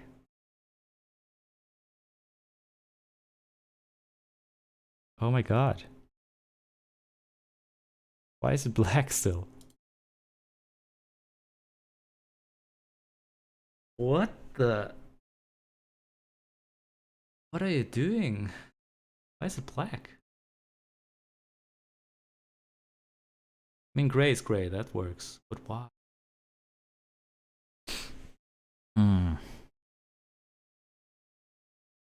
Color? This is so weird. Did it only write the first frame or something? I don't know. Less than 0. I see. If it's something, I see. Works for the ball. Why doesn't it work?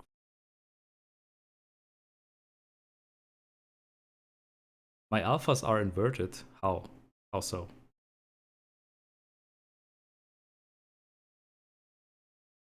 I don't see why that would be the case.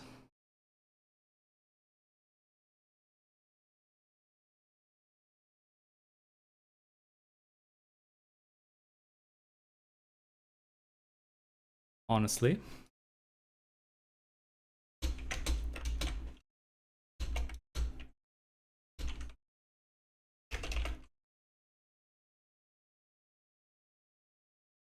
Works, okay. Little color is gray, that doesn't work. 255. 0 to 55 to 55.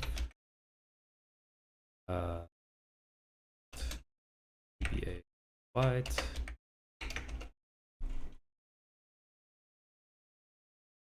So,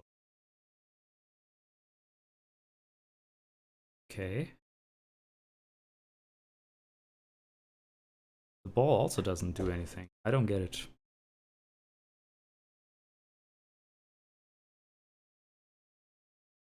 These calls work, but these alert stuff doesn't work. I don't try it. That seem to be doing the proper result. Hmm.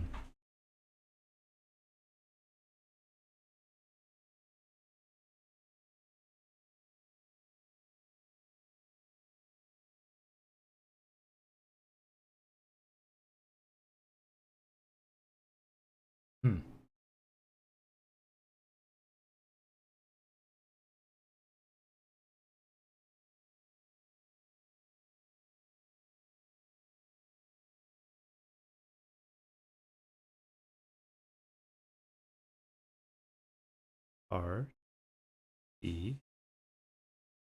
Or maybe the last one is not A, but something else. What is it? No, it's A. What the hell? Oh my god. What the hell?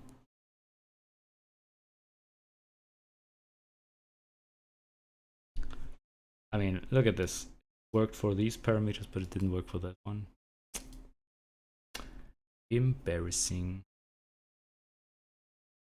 I still don't get why you would say my alphas are inverted. Because it doesn't seem to be the case. Hmm.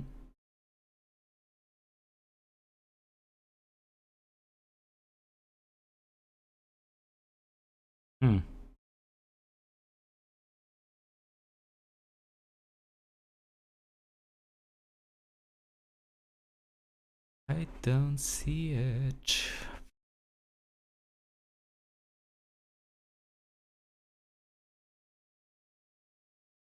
Hmm.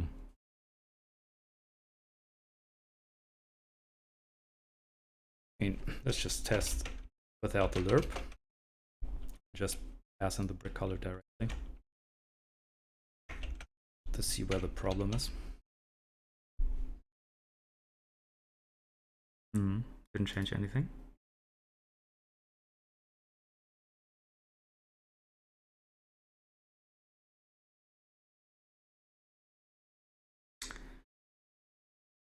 But it's look this ball, and I cannot even step into it.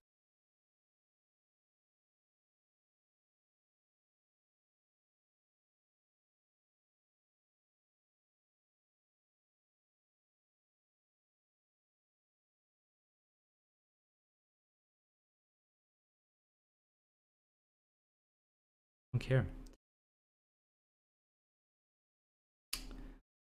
SDL, why would you do this? This is garbage.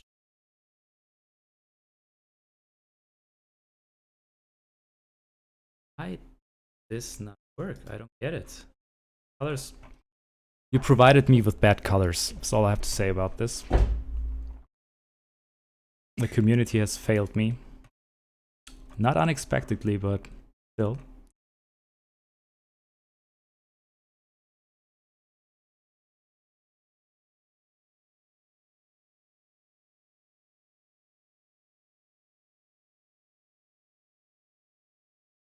Hmm.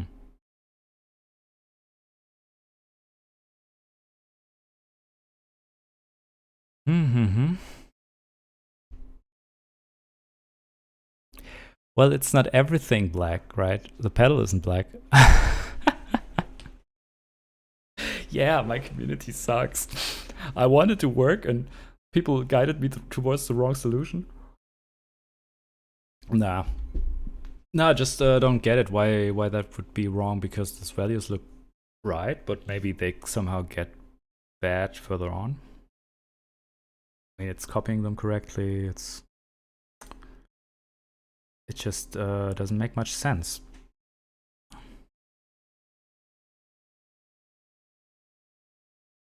I mean, it says here, yeah, I mean, I don't know. Passing the color.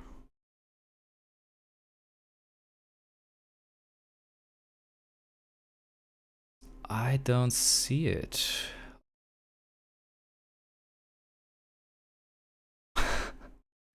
Yeah. I don't see it right now. Why the rendering fails me, I don't know. So this stuff works. So if I just provide the color right there, it just works. This, maybe it just...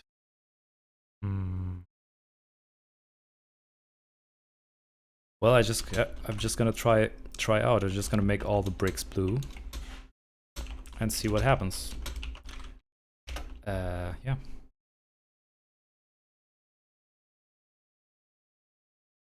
Nothing happens. Nothing happens. Nothing happens at all.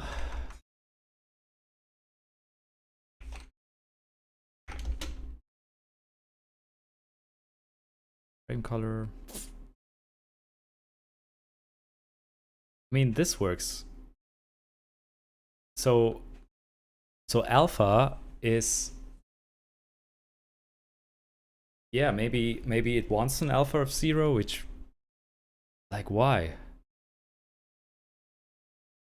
An alpha is not the transparency. What the hell? Also, it says here alpha opaque is 255. Maybe it set the blending mode somewhere. Why ever? Yeah, I mean, just gonna... I don't know, I'm just gonna set the alpha to 0 at the call. See what happens. Because it's just weird. It should be 0. It should be 255. And every time when it's 0, it works. Then the hell, eh? Okay, the walls work. So let's just step into that and see what actual color this thing is using. So we have the border color. Border colors with alpha 0. Goes in here. Color has still not changed, it's alpha 0. And somehow it just works here. Why? I mean, it literally is drawing the borders. See, they are gray. It works. This stuff doesn't work, and I don't know why. It's just weird.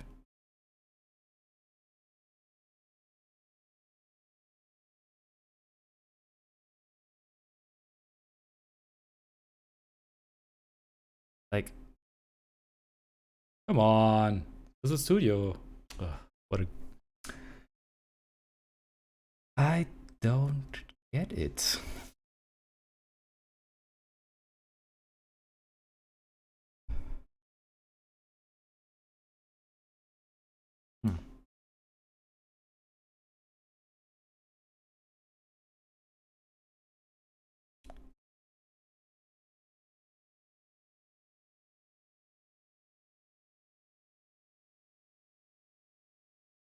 Okay, what? Okay, you see what was wrong? I copied. Oh my god. Okay. It's just I drew the wrong coordinates. I drew the ball again. Yeah. You know. Look at this. Okay. Oh my god. Copy paste error. Well, anyway, it happens. I'm super hungry, to be honest. I'm gonna take a lunch break very soon and then see if I continue this. But right now, are you really sure these colors are better? They look so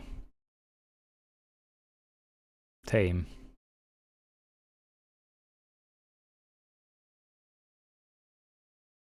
I'm not so sure, bro. I'm not so sure. So now that the problem is if the bricks are on their last life, they kind of, yeah, I mean, they kind of disappear instantly without fading out. So we need to keep them around until they flashed out. So essentially, instead of doing this, we reduce the health, set the hit animation, but instead of removing them here, we're gonna remove them if their health is 0 and if their animation time is also 0. So if the health is 0, we can just combine these. We're gonna remove the brick and repeat the index. So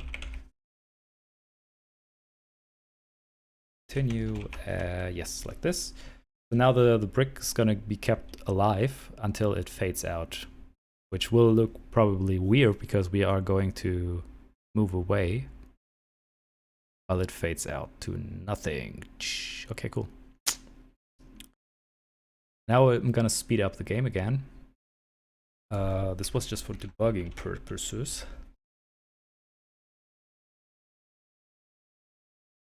Yeah, it looks weird. We're gonna fix that. Also needs to fade into 0 alpha if that works. If it has no life. Okay, cool. Let's just check that. So on the animation part, if we don't have life, we want to set the alpha to 0. And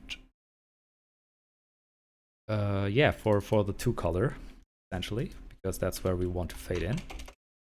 If brick health equals 0, say alpha equals factor, essentially, it's gonna be 0. Or no, we already fade with factor, so it's just gonna be 0. And then we have to set up SDL so that it actually would fade to nothing if the alpha is 0 as per the documentation. If we're gonna look that up for a second. SDL draw alpha, draw transparent rectangle. Oh my god. That's okay. All you need to do is that. Sounds good. And we do that at the beginning of the frame, maybe. In base game-based CPP. So before, yeah, or inside the render. We could do that inside the render too. I don't know why this is outside because, but hey, well, anyway, just gonna set this renderer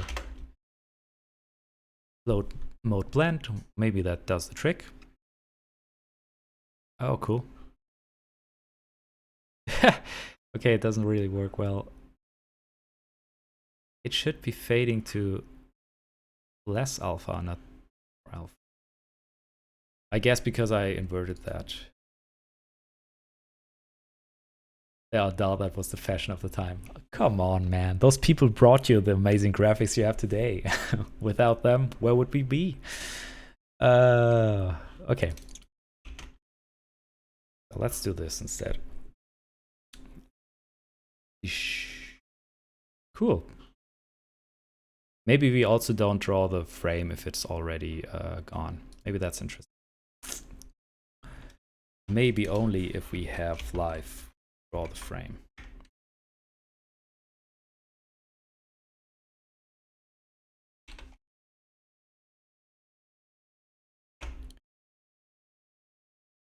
So, yeah, cool. I like that. I like that a lot. I prefer more intense colors, but you know, other than that. Where are we?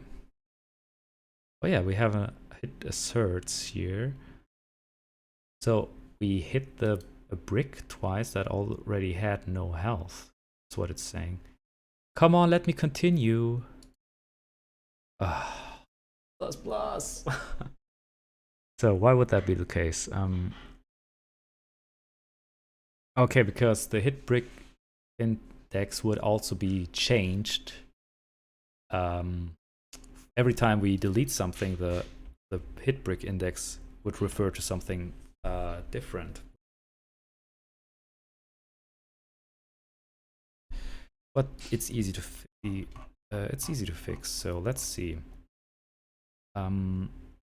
If our hit brick index is not -1 and our hit brick index is less to our E, we also need to reduce that because do we? That's a previous E.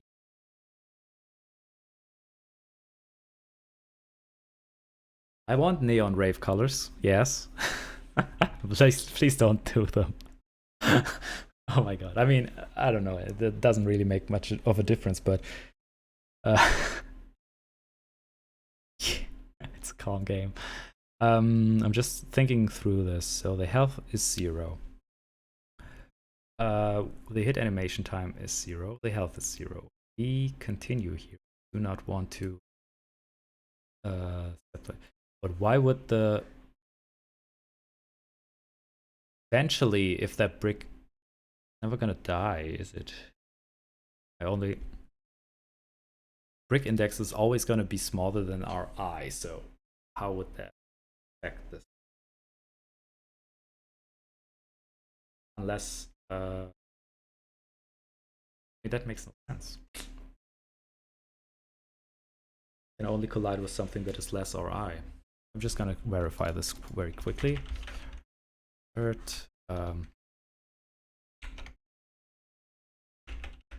Either our hit index is -1 or our hit index is less than our eye.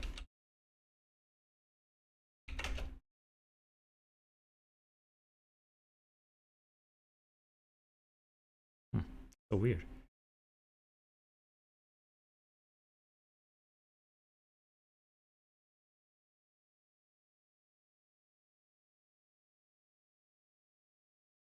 So it collided again.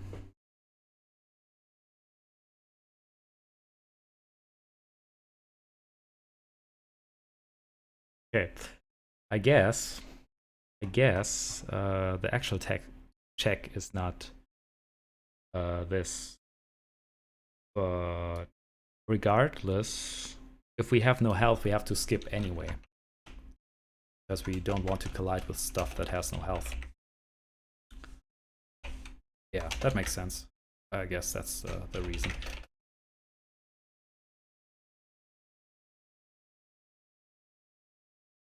Always good to have asserts like that. Catch stupid mistakes. Yeah, look at this.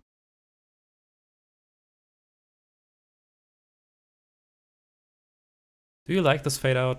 Is it too subtle? Is it? Do you see it on stream? Is it fine?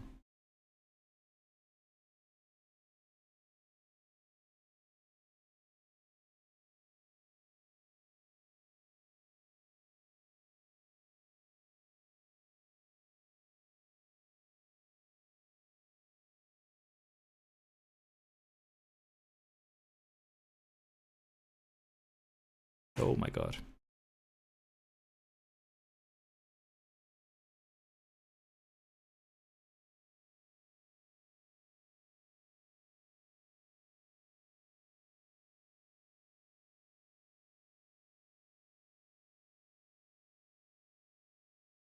I mean, it's a lot of time just spent playing around and seeing if you notice something that's goes off. So yeah, I guess that's also part of game development.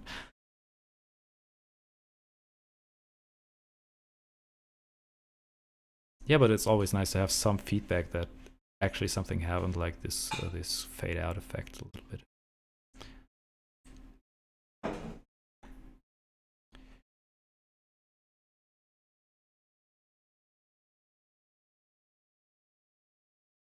What I could also do, just for the funs, is make them move downwards when they're dead. So if they have no health and they are still there, I might just yeah, I'm just gonna move them a little bit. Box yeah, box min y minus delta timestamp yeah, just move them a little bit. It's probably gonna be too much, but we'll see what happens. So now they're just gonna come down a little bit when they're, oh yeah, they go up. Well, okay, yeah, because the coordinates are different. But should they go up or down? What do you think? It looks nice. I think up is better because normally power ups would go down. Happy little accident.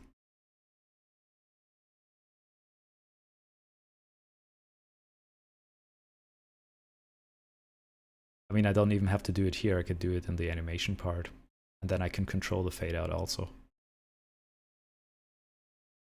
They should not move. Come on. Oh, flare. They should not move.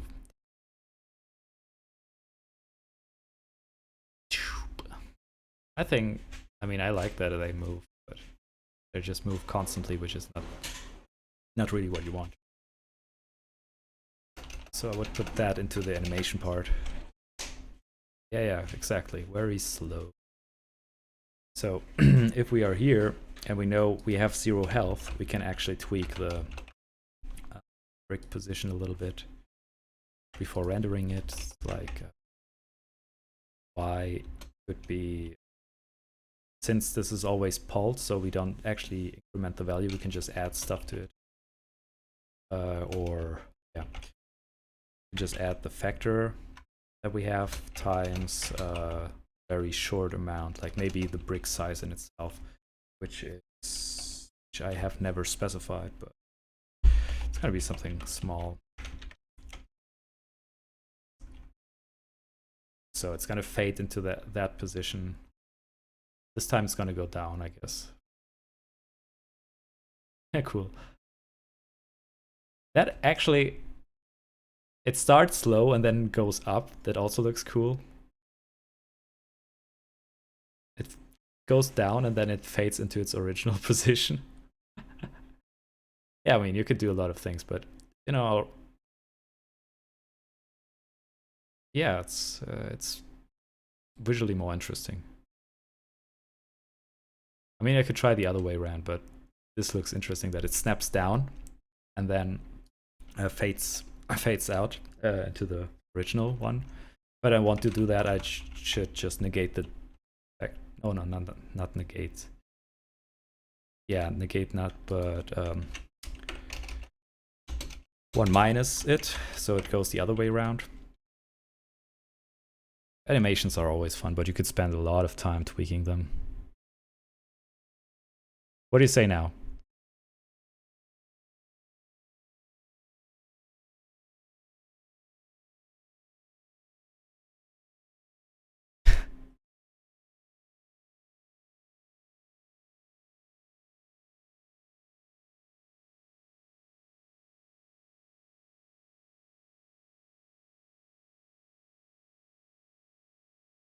It's cool.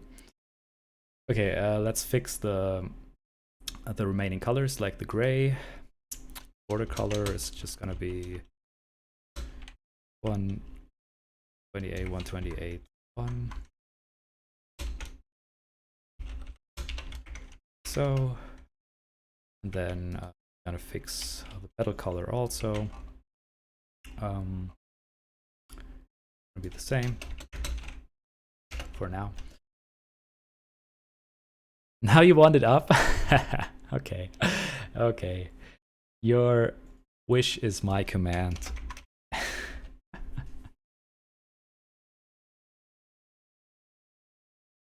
Has some musical notes vibe or musical editor vibe. What's that color?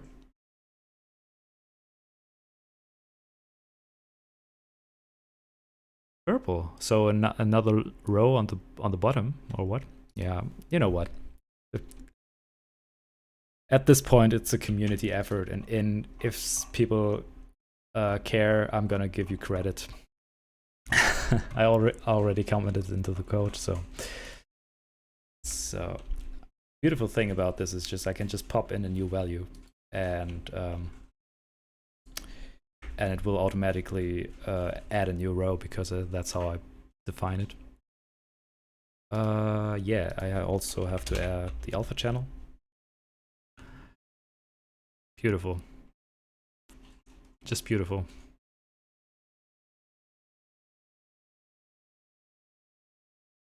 I feel like I should add more gameplay stuff, like power up.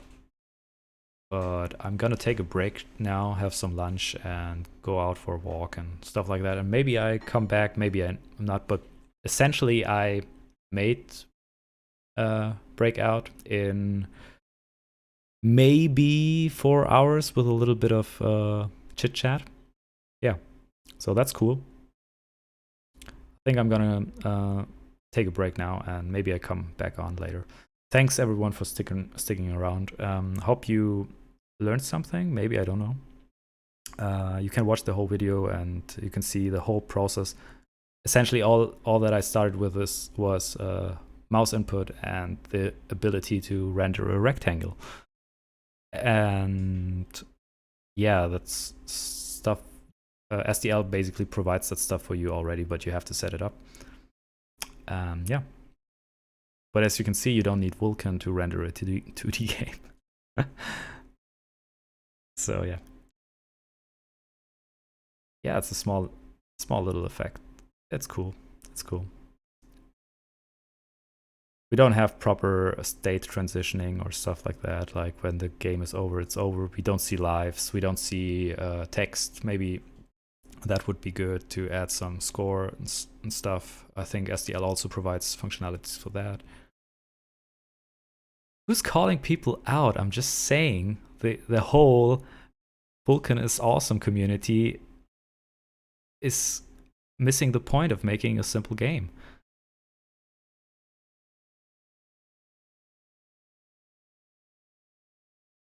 I'm not okay. I'm expressing opinions, but fine. I'm not trying to call out anybody. But I truly believe that you don't have to use a overcomplicated API just to get started in making games. You can use whatever.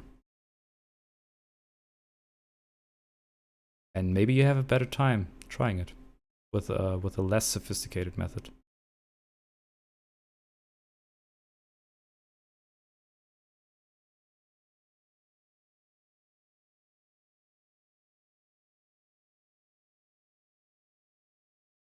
Yeah, I mean, this is cool. Okay. Making a break, taking a break, and maybe I come back on and finish this. Maybe not. But this is essentially all I really had to do for the challenge, I think. But the rest would just be some additional fluff, which, yeah, I don't know. Just, it's open-ended at this point. Yeah. So thanks everyone for sticking around. Sorry if I offended anyone. I'm just saying, as a beginner, choose some simpler tools and just have fun playing around with some bricks and stuff. Okay, thanks everyone. See you. Bye.